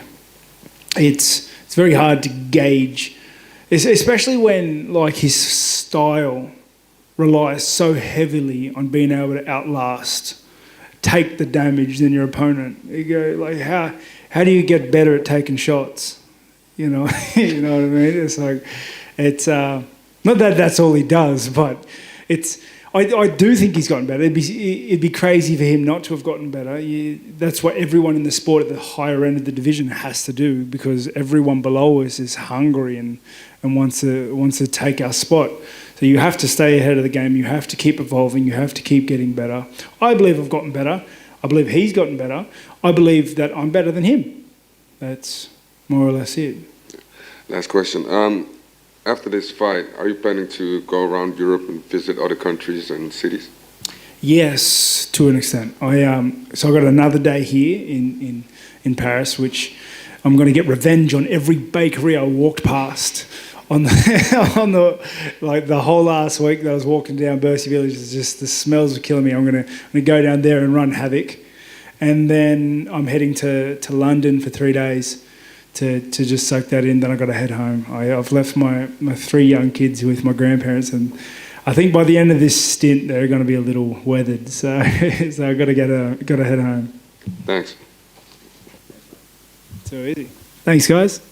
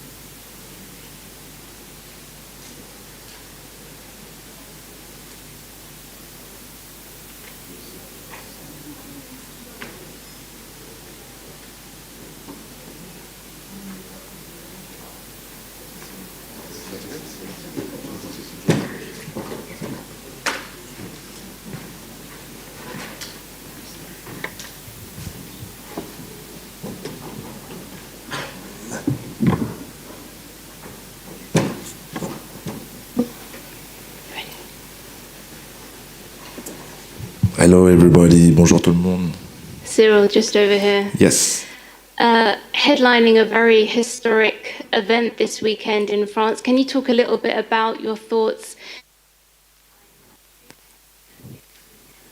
The feeling, the biggest feeling is just happiness. It looks like a celebration. I like to say it's like you see at the end of the years, Christmas, New Year. Like the feeling is exactly the same, really happiness. This makes me really happy to be here. And what does this mean for MMA in France in general? Obviously, it was only legalized, 2 years ago. What does this event mean for French MMA? Means a lot, a lot. A lot of fans, a lot of people, a lot of fighters waiting this from a few years. Like, so today we are really happy to have the UFC in Paris, and I think the UFC are happy to be here also. And you took the time to speak to the fans and take some pictures with the fans at the open workout yesterday. What's been the reaction from the fans and the buzz surrounding this event this weekend? I didn't expect this kind of audience. Really, it was a big surprise, and I'm so happy to have this kind of fun. Really, I'm really happy, and I can't wait for Saturday. And you're taking on Tuivasa. What do you think of him as an opponent? He is really dangerous, and everybody knows this, and he proved it. He is on the good run. He finished every opponent. He is really dangerous on his striking, so I must be focused. And he's coming off of 5 big finishes. But what do you think gives yourself the edge over him?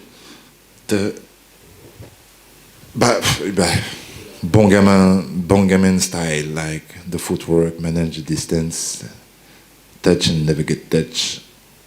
That's it. How do you see the fight playing out on Saturday? I want to put more volume than usually, so I want to stop the fight before the end because we will probably be really tired together, both. And I expected this kind of fight. And his last 5 wins haven't gone past the second round, so what would you expect from him if it does go into the deeper rounds? Il a fini ses 5 derniers combats au premier round. Donc, comment vous pensez que maintenant... Comment il va vouloir faire? We can expect from this guy big, like he like to do usually, big pressure, land really more punches. Like he is really good on it. Like a lot of people compare him with Derrick Lewis, but it's not exactly the same. He can land more punches, make more pressure, more conditioning also. So that's why I say he's dangerous. And with a win on Saturday, where does that put you in the division? What are you expecting to be next for you? The next for me, at first, Saturday. What's happening with if Saturday I win, after that I'm looking for the belt, and because everybody know it was really close with Francis for the belt. Now. And if you get to run that back with Francis, what are the takeaways that you took from that last fight, and how would you improve the second time around? Maturity on the, you see, I win every fight I did, and I was really on the flawless, like, not because it was easy, but you are on the flawless. The loss put you some question in your head, and you must to have some answer. So this is put more maturity on your head. And last one from me, with John Jones expected to return at heavyweight, perhaps against Stipe Miocic, where do you think that fight, gets put in the division, and how do you see that unfolding? Oh, I think every fighter in this are happy to have John Jones in the category because Jones is a GOAT. He's a real GOAT. So to have him in the division, I imagine if tomorrow I'm fighting against him, probably it's gonna be really crazy, really hype on the fight. So more money, everything with this, you understand? So I'm happy to have him in the division. Ciryl, bonjour. When you were starting your career fighting in Canada, how certain were you that this day would come, that both France would legalize MMA and that you would get to headline a card here? I'm not sure. Au début de votre carrière au Canada, pensiez-vous que ce serait possible d'être ici par rapport à la légalisation de l'MMA en France et tout ça qui s'est passé? No, we didn't expect that. So of course, that's really that makes sense. And yes, the legalization there are 2 years. 2 years ago, now UFC. Before the UFC, we had already some league, like, and now we can look some league born like RS. The event every month, so this is help the French fan, the people in France, to have an education on what is the MMA. So now we are a country of MMA for sure. Now there are no question on no, it's too violent. No. This is the past now. We are a real country with a big fighter in MMA. I prove it. Francis also, and Nassourdine, William Gomis today. We have a lot of good fighters in France. For you, does this fight week feel any different? Are you more excited? Are you more nervous? Is there any change from a normal fight week? This looked a little bit like a normal fight week because we did some choice, like it's with my family, but I live just close to here, like 10 minutes. But we did this choice, like I'm gonna cut, and like that is gonna be like usually. And no, the big difference is the jet lag. I'm so happy to. That's more comfortable, really. No jet lag, I love it. And last one for me, would you have preferred to have the Ngannou fight here? Would that have made it a little more special? Je suis pas sûr, mais. Ça serait plus spécial d'avoir eu le combat avec Ngannou ici au lieu de. This is a good question. I think I don't have a good answer. Probably the fan. Yes, it would be crazy to have a fight with Francis Ngannou and even more for the bet. But it was also a good experience in LA. So no, I don't have a good answer for that. Thanks very much. Best of luck. Ciryl, ici. Où? Regarde, c'est moi. Premier événement à Paris, main event face à Tuivasa. Est-ce que tu ressens quand même une petite pression? Tu dois juste traduire vite fait. Oui. Pas de souci. Donc, this is the first event here in Paris against Tuivasa. Is it a pressure? Yeah. Do you feel any kind of pressure being the first? Non, j'ai la chance. Bah, maintenant, vous me connaissez un petit peu. J'ai cette aptitude à pas être vraiment stressé par quoi que ce soit. J'ai le bon stress de l'avant-combat pour pouvoir bien faire les choses, pour être vraiment dans une extrême... Mais non, ça m'apporte pas plus de stress que ça. C'est vrai que c'était la question qu'on se posait, parce que c'est toujours... c'est nouveau, donc nouveau, on place au doute. Et là, pour le coup, non, je sens pas plus de stress, pas du tout. Et... I don't know.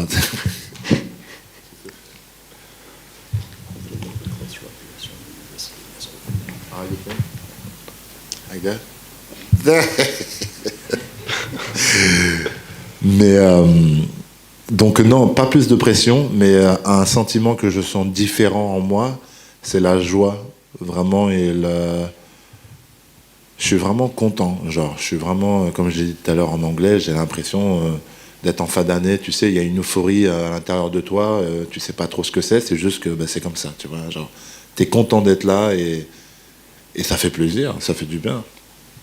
Et je mets des guillemets, mais t'es obligé de gagner en fait pour la suite de ta carrière et pour les MMA français. Hein. On est toujours obligé de gagner, ça c'est pas une question, et je veux toujours gagner, genre personne veut perdre. Et peu importe ce qu'il y a derrière ce combat-là. Moi, j'ai jamais pris les combats de cette manière-là en me disant oui, après ça, si je gagne, j'ai ça. Jamais. C'est vraiment une concentration extrême sur ce qui va se passer samedi. Et basta, je suis concentré uniquement sur ce qu'il y a samedi. Le reste, bien sûr, si on en parle un petit peu, j'aimerais retourner pour la ceinture. Et tu t'attends à quelle ambiance quand on a vu ce que c'était hier lors de l'open workout?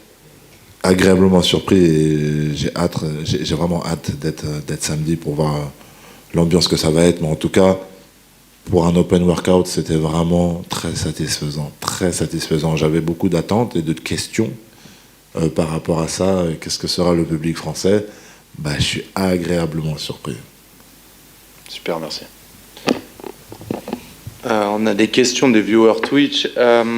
Tu parlais de John Jones, que c'était une bonne chose qu'il puisse revenir dans la catégorie. Il y a pas mal d'incertitudes sur la ceinture de champion chez les poids lourds aujourd'hui. On ne sait pas vraiment ce qu'il en est de Francis Ngannou. Est-ce que tu penses que si tu gagnes samedi, la prochaine étape pour vraiment marquer le monde du MMA et faire connaître ton nom vraiment mondialement et au-delà de la France encore plus, ce serait d'affronter John Jones? Comme j'ai dit juste... Sorry. So do you think after there's a lot of uncertainty in the heavyweight division right now, and whether Jones is going to come back soon or not, and do you think this would be the fight with Jones would be the most historical fight, let's say? C'est, comme j'ai dit tout à l'heure, un combat contre Jones, c'est un combat jackpot. Si je peux résumer ça comme ça, en fait, si tu veux. C'est un GOAT, c'est quelqu'un qui a prouvé énormément. Ce serait un combat extrêmement difficile, du coup, parce que c'est vraiment le genre de combattant que j'apprécie, genre complet à souhait. Donc ce serait pas un combat facile, pas du tout. Mais ce serait un combat super intéressant à faire, très intéressant, pour tout ce qui est autour. Okay. Et on sait que tu es un peu le cauchemar des gros frappeurs, des strikers, etc. Tu arrives à les anéantir. Et forcément, après, ils sont obligés de se rabattre sur la lutte. Est-ce que tu es préparé sur un cas de figure où Tuivasa n'arrive pas à te toucher et il va te chercher en lutte? Et est-ce que c'est quelque chose que tu crains? Le combat face à Francis a pu donner des idées. No problem. Would you be ready in case Tuivasa tries to, go for the wrestling, and if he can't touch you, let's say, and with the punches? Le combat face à Francis a pu donner des idées à d'autres combattants. Mais si on doit reparler du combat de Francis et qu'on me demande quelles erreurs j'ai pu faire, je dirais j'ai pas appliqué mon footwork comme j'ai l'habitude de le faire. C'est la raison pour laquelle il a su me surprendre à 2-3 moments du combat. Donc non, cette crainte-là, je l'ai pas. Par contre, je me dis oui, ça a pu donner des idées à certaines personnes. Donc là, mon footwork sera affûté plus que jamais. Ça marche, merci Cyril. Avec plaisir. Salut Cyril. Pour la sueur, est-ce que, étant donné que l'événement sera une énorme vitrine pour l'UFC en France, donc il y aura beaucoup plus de Français qui vont regarder l'événement que d'habitude, ça peut influencer ton style de combat, dans le sens où tu vas plus chercher le KO ou être plus agressif visuellement pour le public? En toute honnêteté. There will be a lot more visibility now with this event in France. Do you think that could have? You think it could have an influence in your fighting style? Let's say, would you try to go more for the KOs and to put on more like a show? En toute honnêteté, vu ce que j'ai ressenti à l'Open Workout, c'était très motivant. C'était quelque chose qui me motivait beaucoup d'avoir des gens, tu vois, je voulais y aller tranquille et tout, même Nassourdine et tout, on voulait y aller tranquille. Au final, tu te retrouves à vouloir faire le show pour les gens parce qu'ils sont là et parce que c'est un genre de communion que tu fais avec eux, tu vois. Donc ouais, demain, si ça se passe en mode, j'imagine, j'arrive à toucher Tuivasa ou j'arrive à lui infliger un rythme et tout, on sent qu'il est à deux doigts de lâcher et que tu entends la foule et tout, ça peut t'aider vraiment à aller chercher un second souffle. Je pense que le public peut vraiment t'aider à ça. Ok, et j'ai une autre question, parce que beaucoup de gens se posaient cette question sur les réseaux sociaux. Est-ce que tu as déjà choisi ta musique d'entrée? Have you already chosen your walkout song? J'ai fait un choix, mais pas très réfléchi, et je compte peut-être changer mon choix. Ouais. Mais j'ai dû faire le choix parce qu'ils te harcèlent, parce qu'ils n'aiment pas gérer les choses à la dernière minute, donc 2 semaines avant, ils veulent que tu aies déjà ton son, tu vois, genre. Sauf que c'est des choses à laquelle je réfléchis pendant la Fight Week. I have changed. I have decided, but there might be some changes because they really asked to do it 2 weeks in advance. But I would like to maybe think about it. Who knows?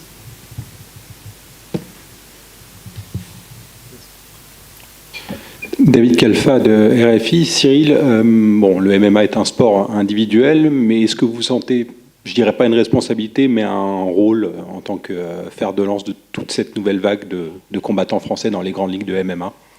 Do you feel you have a responsibility for being such playing a big role in the MMA in this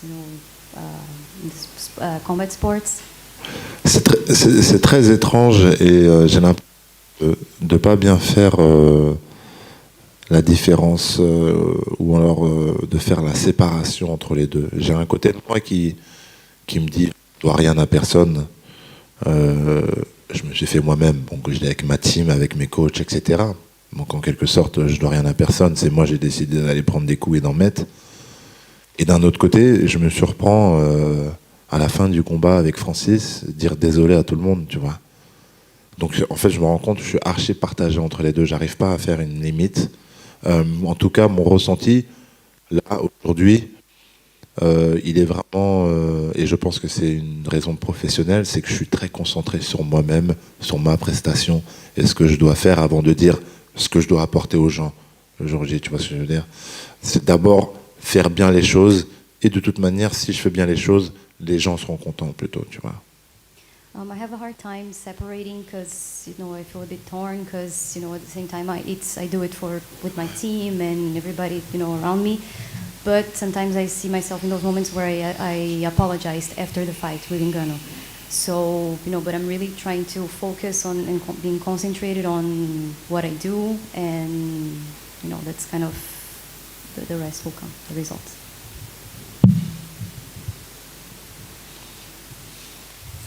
Salut Cyril, Yoann Lecause pour Eurosport.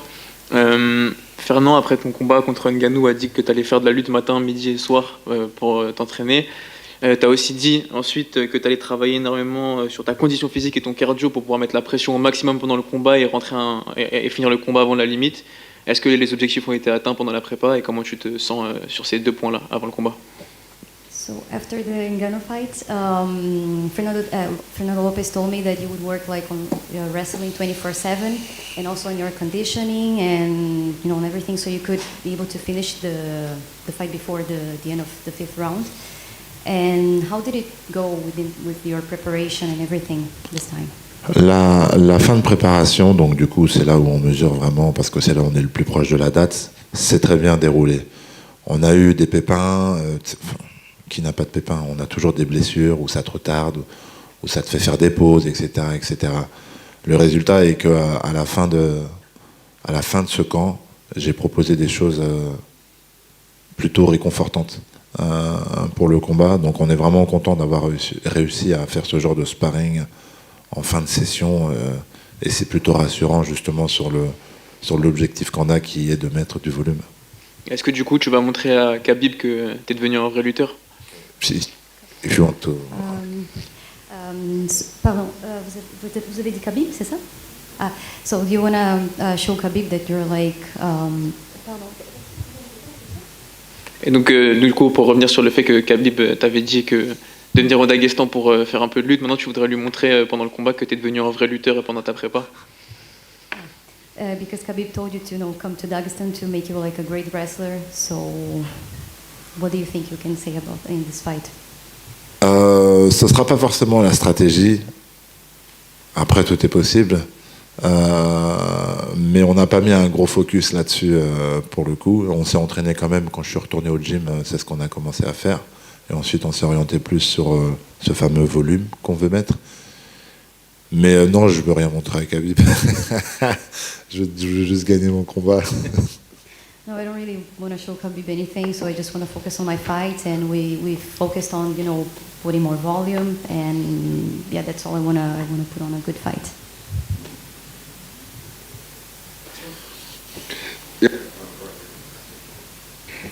Yeah, okay. And so let's say you win this fight and you get the opportunity to pick between the title fight between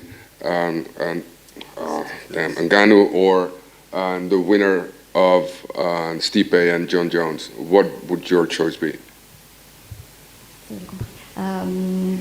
Quel adversaire préféreriez-vous entre Ngannou ou le vainqueur de Miocic et Jones, si potentiellement ça serait? Me, I just want the belt. That's it. but anyone, anywhere. Like.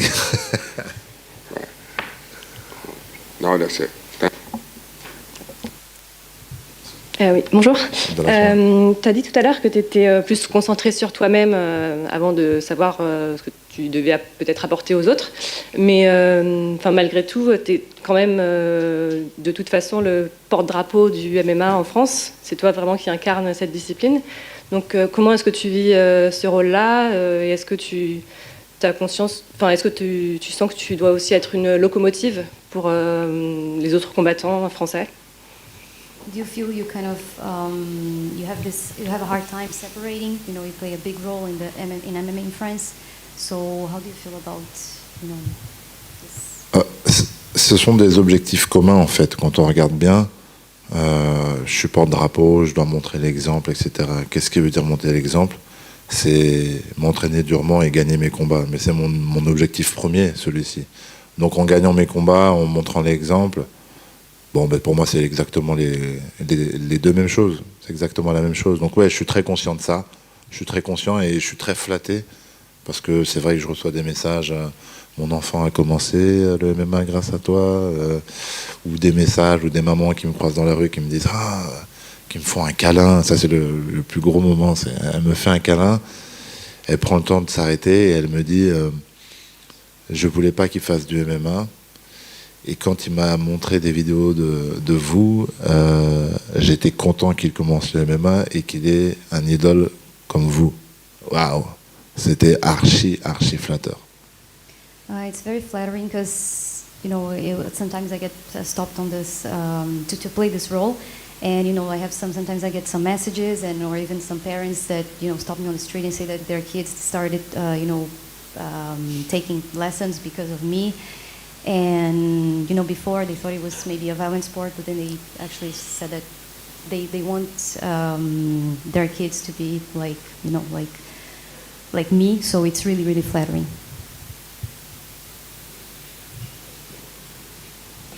Thank you, everybody.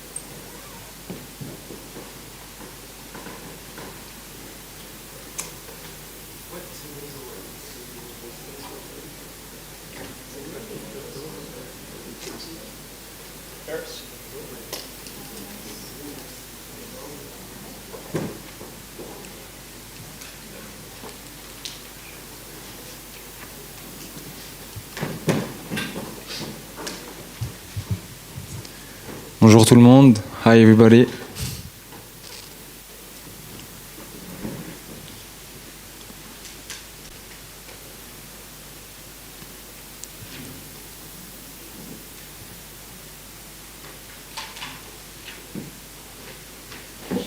Well, for us, welcome back, welcome to Fight Week. Obviously a big historic card for Paris, so just tell us how you're feeling ahead of this one. I feel good. I feel a little bit pressure because my family, my fans, my friends come, but it's good pressure and I'm exciting. When you were starting out in this sport, did you ever dream that France would finally legalize MMA and that you would be at this point? Yes, of course. Long time I wait for this and wait for UFC in Paris, in France. So I'm happy. this happen. And a few months back, I think it was reported that you had actually parted ways with the UFC, or you'd come to the end of your contract. So how did this fight get done to have you back here for this? For this fight is a new contract, so I'm happy to have a new contract, because before I was not cut, but I'm free, and I'm happy. I have new contract, and I feel good to performance. And you're getting a newcomer in this fight, Michael Figlak. How familiar were you with him prior to the booking, and from what you've seen of him, what's your take on him as an opponent? Before I don't know him, and I don't suppose to fight him before. Before I was supposed to fight guys from Belgium. But happy to this fight. I'm confident. It's a good fight for me. Good fight to be the fight of the night or performance. And last one for me, how do you see this fight ending? Do you have any sort of finish in mind? What's your prediction? My prediction, I want to be a very good fight. I want all my skills was good, and but I won't finish the fight. I want my first finish in UFC in Paris for the fans, and I want big knockout. Best luck. Thank you.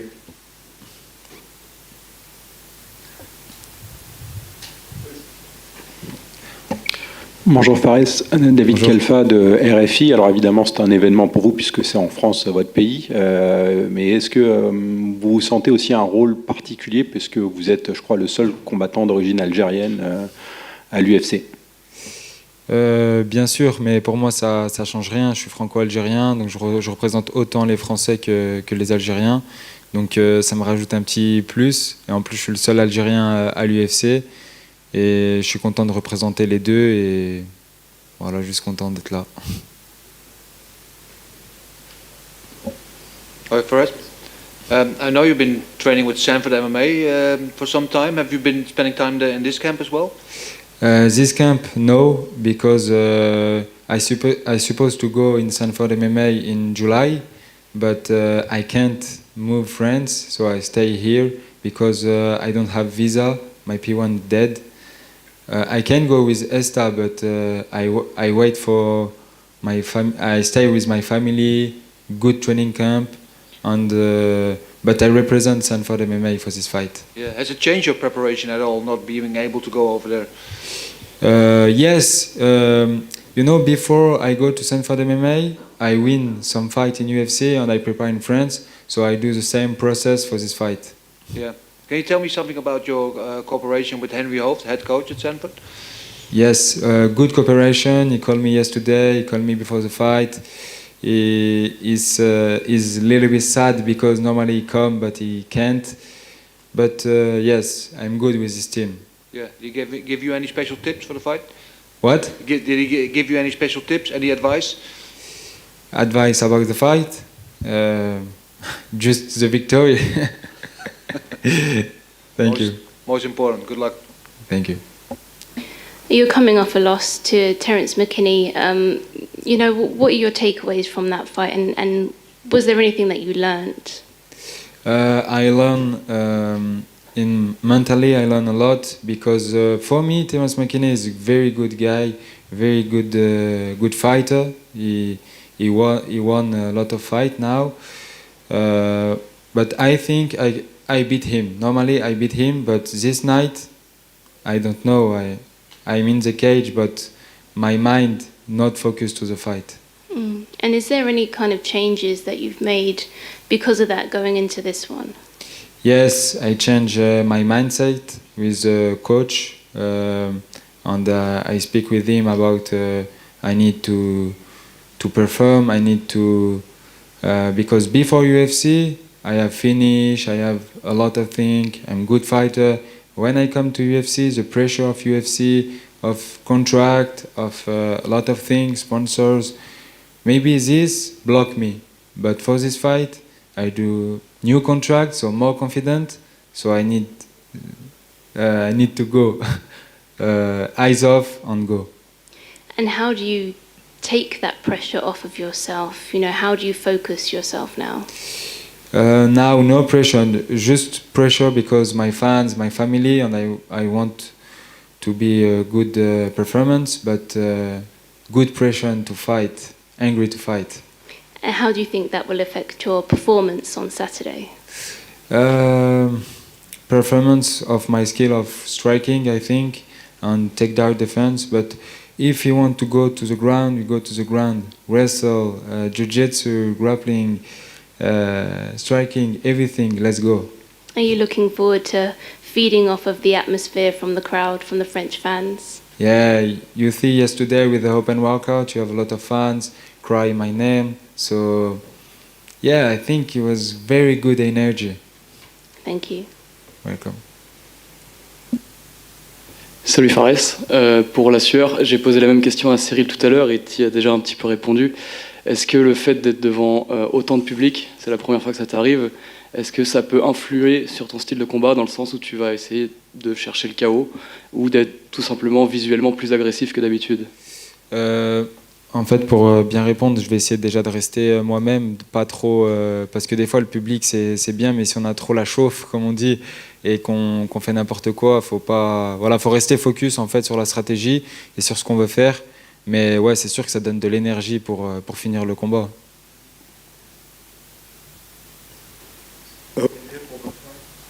Olivier pour Boxmag. Du coup, est-ce que tu pourrais nous dire un peu tes réactions sur ta première expérience avec l'UFC? Bonjour Olivier, ça fait longtemps qu'on se connaît.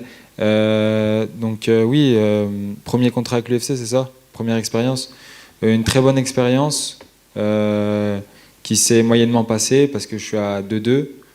J'aurais voulu faire des meilleures performances lors de mes combats, même quand j'ai gagné. Mais au final, j'ai beaucoup appris. Je sais c'est quoi le haut niveau aujourd'hui. Je sais je sais ce que c'est qu'une grosse organisation. Je sais ce que c'est la pression UFC. Voilà, aujourd'hui, on fait beaucoup d'interviews, on est beaucoup mis en avant. Et maintenant, aujourd'hui, je m'en fous un peu de tout ça. Je veux juste être dans la cage et combattre. Alors, du coup, tu as annoncé, tu as changé d'entraîneur, tu as changé de manager aussi.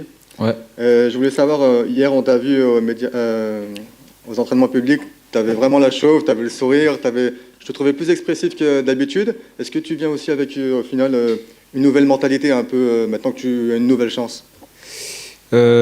Nouvelle chance, mais moi je pense, voilà, je suis combattant UFC, je suis à l'UFC, c'est pas pour rien. Voilà, je suis pas n'importe qui, mais voilà, je me prends pas pour une superstar ou je reste moi-même, je resterai le même. Mais voilà, je confirme que je suis à l'UFC et oui, je viens avec une bonne énergie parce que déjà c'est Paris, c'est les fans, ça parle français, c'est moins et puis c'est une première, il faut réussir cette première. Ok, mais je veux dire, est-ce que par exemple tu t'es dit, écoute, maintenant j'ai une deuxième opportunité légitime, donc bien sûr, comme tu dis, tu mérites d'être à l'UFC, enfin, de mon avis, hein. Mais est-ce que tu t'es dit, j'étais peut-être trop stressé la première fois, ma première expérience, est-ce que je viens maintenant, je vais me lâcher vraiment? Oui, c'est ça. Après, je veux pas parler dans le vent parce que c'est samedi que vous allez voir. Mais en tout cas, ouais, je vais donner le meilleur de moi-même parce que, comme tu as dit avant, il y avait un peu de pression, tout ça. Là, c'est un nouveau contrat, il n'y a pas de pression à avoir. Si on a un nouveau contrat, c'est qu'on le mérite. Donc, on y va. Et est-ce que tu peux nous parler un peu de justement ton expérience avec ton nouvel entraîneur, ta nouvelle team? Ma nouvelle team, elle est derrière moi. Elle travaille sur mes points faibles, mais aussi mes points forts. Parce qu'Henri Hooft, c'est un nom du kickboxing. Donc tout se passe très bien, même avec ma nouvelle équipe de management. Je suis content d'être avec eux et voilà, on va de l'avant et on est des killers, quoi. Merci. Ici. Fares, donc tu l'as dit, deuxième contrat à l'UFC, premier événement à Paris. Hier, tu as foutu le feu lors de l'open workout avec tous les fans. Tu sens vraiment le changement de dimension du MMA depuis ton premier contrat et maintenant ton deuxième contrat? Tu vois qu'il y a plus de gens qui te suivent, plus de gens qui s'intéressent? Oui, je vois la différence, hein. Je suis rentré à l'UFC en 2019, j'avais 2000 followers, je crois, et là aujourd'hui j'en ai un peu plus. Mais après, voilà, c'est surtout qu'on me reconnaît, qu'il y a un peu de reconnaissance, parce que quand on est à l'UFC, les gens ils voient que UFC, mais il n'y a pas que ça, il y avait des combats derrière, il y a des sacrifices. Et aujourd'hui, ça commence à payer un peu. Tu parlais de la foule qui criait ton nom hier, c'était vraiment le cas. C'est ce que tu t'attends à retrouver samedi, c'est un vrai moteur ou ça te met quand même un petit peu de pression? C'est un vrai moteur, parce que moi, ok, pour l'UFC, ça va être une première avec énormément de public, mais avant ça, quand je combattais, que ce soit chez moi à Lyon ou ailleurs, il y a toujours eu beaucoup de public, et moi, comme on dit, je sais pas, ça me met là, en gros, qu'il y a du public, que ça crie mon nom, ça me libère. Ouais.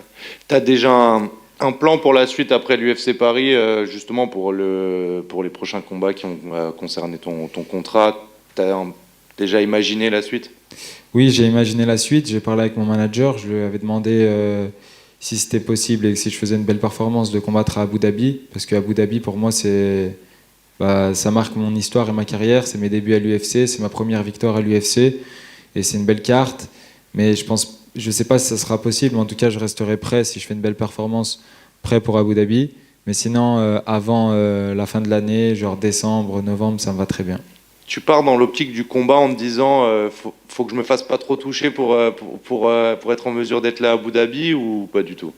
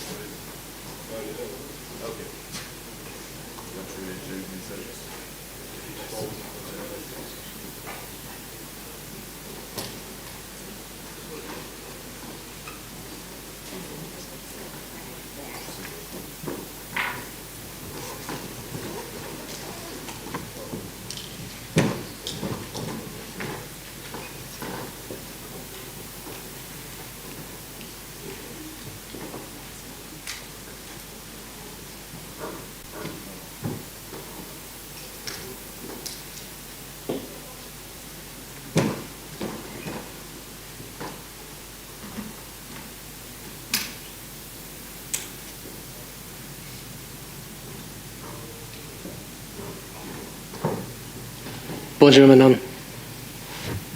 Bonjour. So obviously not the circumstances you wanted, because I imagine you wanted to be fighting here, but what's it like to be part of Fight Week here? Normalement, vous étiez censé combattre, j'imagine que c'est pas l'idéal. Et comment... Can you repeat just the last part? What's it like to be part of the Fight Week just as an observer? Comment vous sentez de faire partie juste comme en tant que juste un observant? Oui, c'est vrai que je suis très déçue de ne pas pouvoir combattre pour cette première UFC à Paris. Après, je suis très contente déjà que l'UFC vienne ici. Je ne pensais pas que ça allait arriver aussitôt. Et du coup, j'ai hâte de voir cette UFC, de voir le public, de voir nos combattants briller. Et j'espère que tout va bien se passer, qu'ils vont faire un grand show et que comme ça, l'UFC reviendra très vite. It's true, I'm a bit disappointed.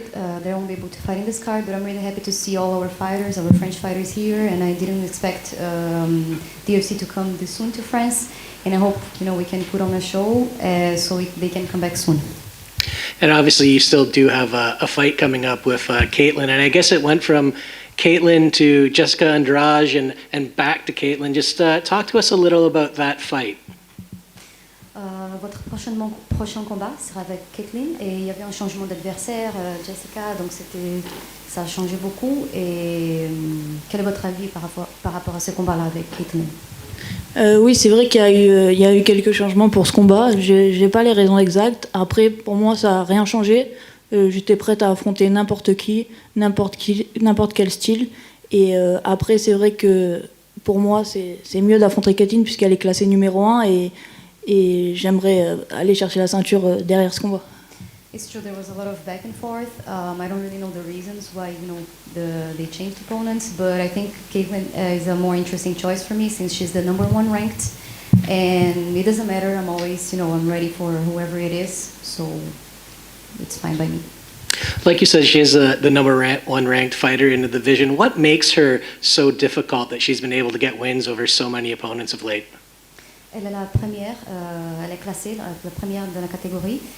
Quels sont ses points forts pour qu'elle soit sur la première et va avoir battu ses adversaires? Je pense que c'est une très bonne technicienne, c'est la meilleure de la catégorie, elle se déplace bien, elle a une très bonne boxe. Voilà, je pense que ouais, elle est vraiment très très technique. She's really technical. She moves around really well. So yeah, I think it's mainly this technical part. And last one for me, there's a lot of good fights on the card this weekend, but what is your pick for fight of the night at UFC Paris? Il y aura beaucoup de combats intéressants, de bons combats dans cette carte. Et quel est votre pronostic, on va dire, par rapport au combat de la soirée, fight of the night? Je pense que c'est pas des Français, mais pour moi, le Fight of the Night, ça va être Charles Jourdain contre Nathalie Wood. J'attends beaucoup de ce combat et je pense ouais, c'est Fight of the Night, c'est sûr. I think Nathaniel Wood and Charles Jourdain will be the fight of the night. I can't wait to see this fight. Merci. Merci. You're going to be fighting Caitlin at UFC 280. How are you feeling about going to Abu Dhabi for that one? Comment vous vous sentez de combattre Caitlin à UFC Abu Dhabi de 80? Je suis très contente en fait quand j'ai appris que j'allais pas pouvoir être sur la carte de l'UFC Paris à cause de ma blessure. J'avais vu qu'il y avait cette carte à Abu Dhabi. C'était donc une énorme carte. Pour moi, ça va être la plus grosse carte de l'année. Et j'avais vraiment envie de combattre sur cette carte. Et du coup, ça s'est fait de suite. Et j'adore combattre à Abu Dhabi. Mon premier combat à l'UFC, je l'ai fait à Abu Dhabi.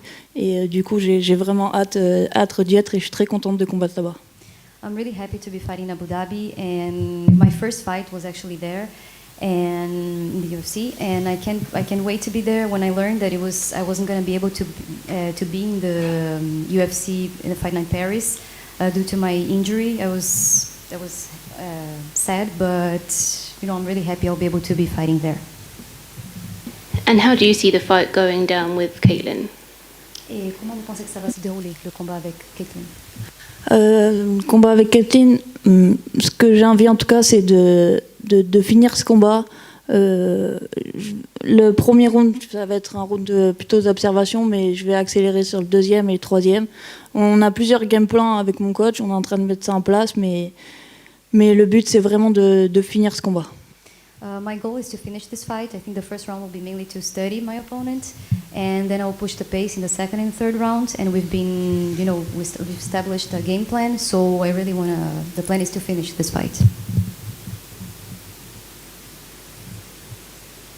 And what do you think of being part of such a great card at UFC 280? Obviously, there's some really big fights on that card. What do you think of the main event against Charles Oliveira and Islam Makhachev? Et quel est votre avis par rapport à l'événement principal de l'UFC 280, Charles Oliveira contre... Je pense que ça va être un très gros combat. J'ai aussi hâte de voir ce combat. Pour moi, Charles Oliveira a plus d'expérience. Il a affronté des adversaires beaucoup plus forts. Après, Makhachev est très fort aussi. Donc, je ne sais pas du tout comment va se terminer ce combat. I don't really know how the fight is gonna end. I think Charles has a bit more experience, but it's true that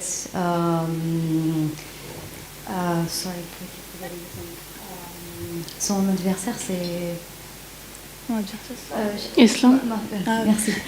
Makhachev, il est très, he's very tough too. So I don't really know how it's gonna go, but I can't wait to see it.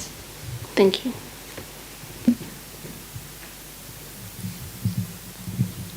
Yes. Bonjour. Je voulais juste savoir, je regardais par rapport à la statistique, Caitlin sera la seule combattante depuis bien longtemps qui sera plus grande que toi, et de 7 cm d'après les chiffres. Est-ce que toi, du coup, est-ce que c'est facile pour toi d'affronter des combattantes plus grandes? Alors déjà, c'est pas 7 cm, je crois qu'il y a 1 cm ou 2 d'écart. Après, moi je préfère parce que j'ai plus l'habitude en fait de tourner avec des sparring de cette taille-là. Donc pour moi c'est plutôt un avantage en fait. Ok, merci.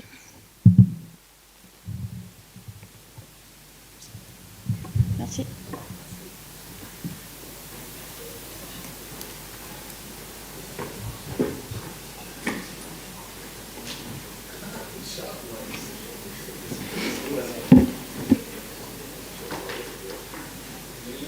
Okay, lunch is outside.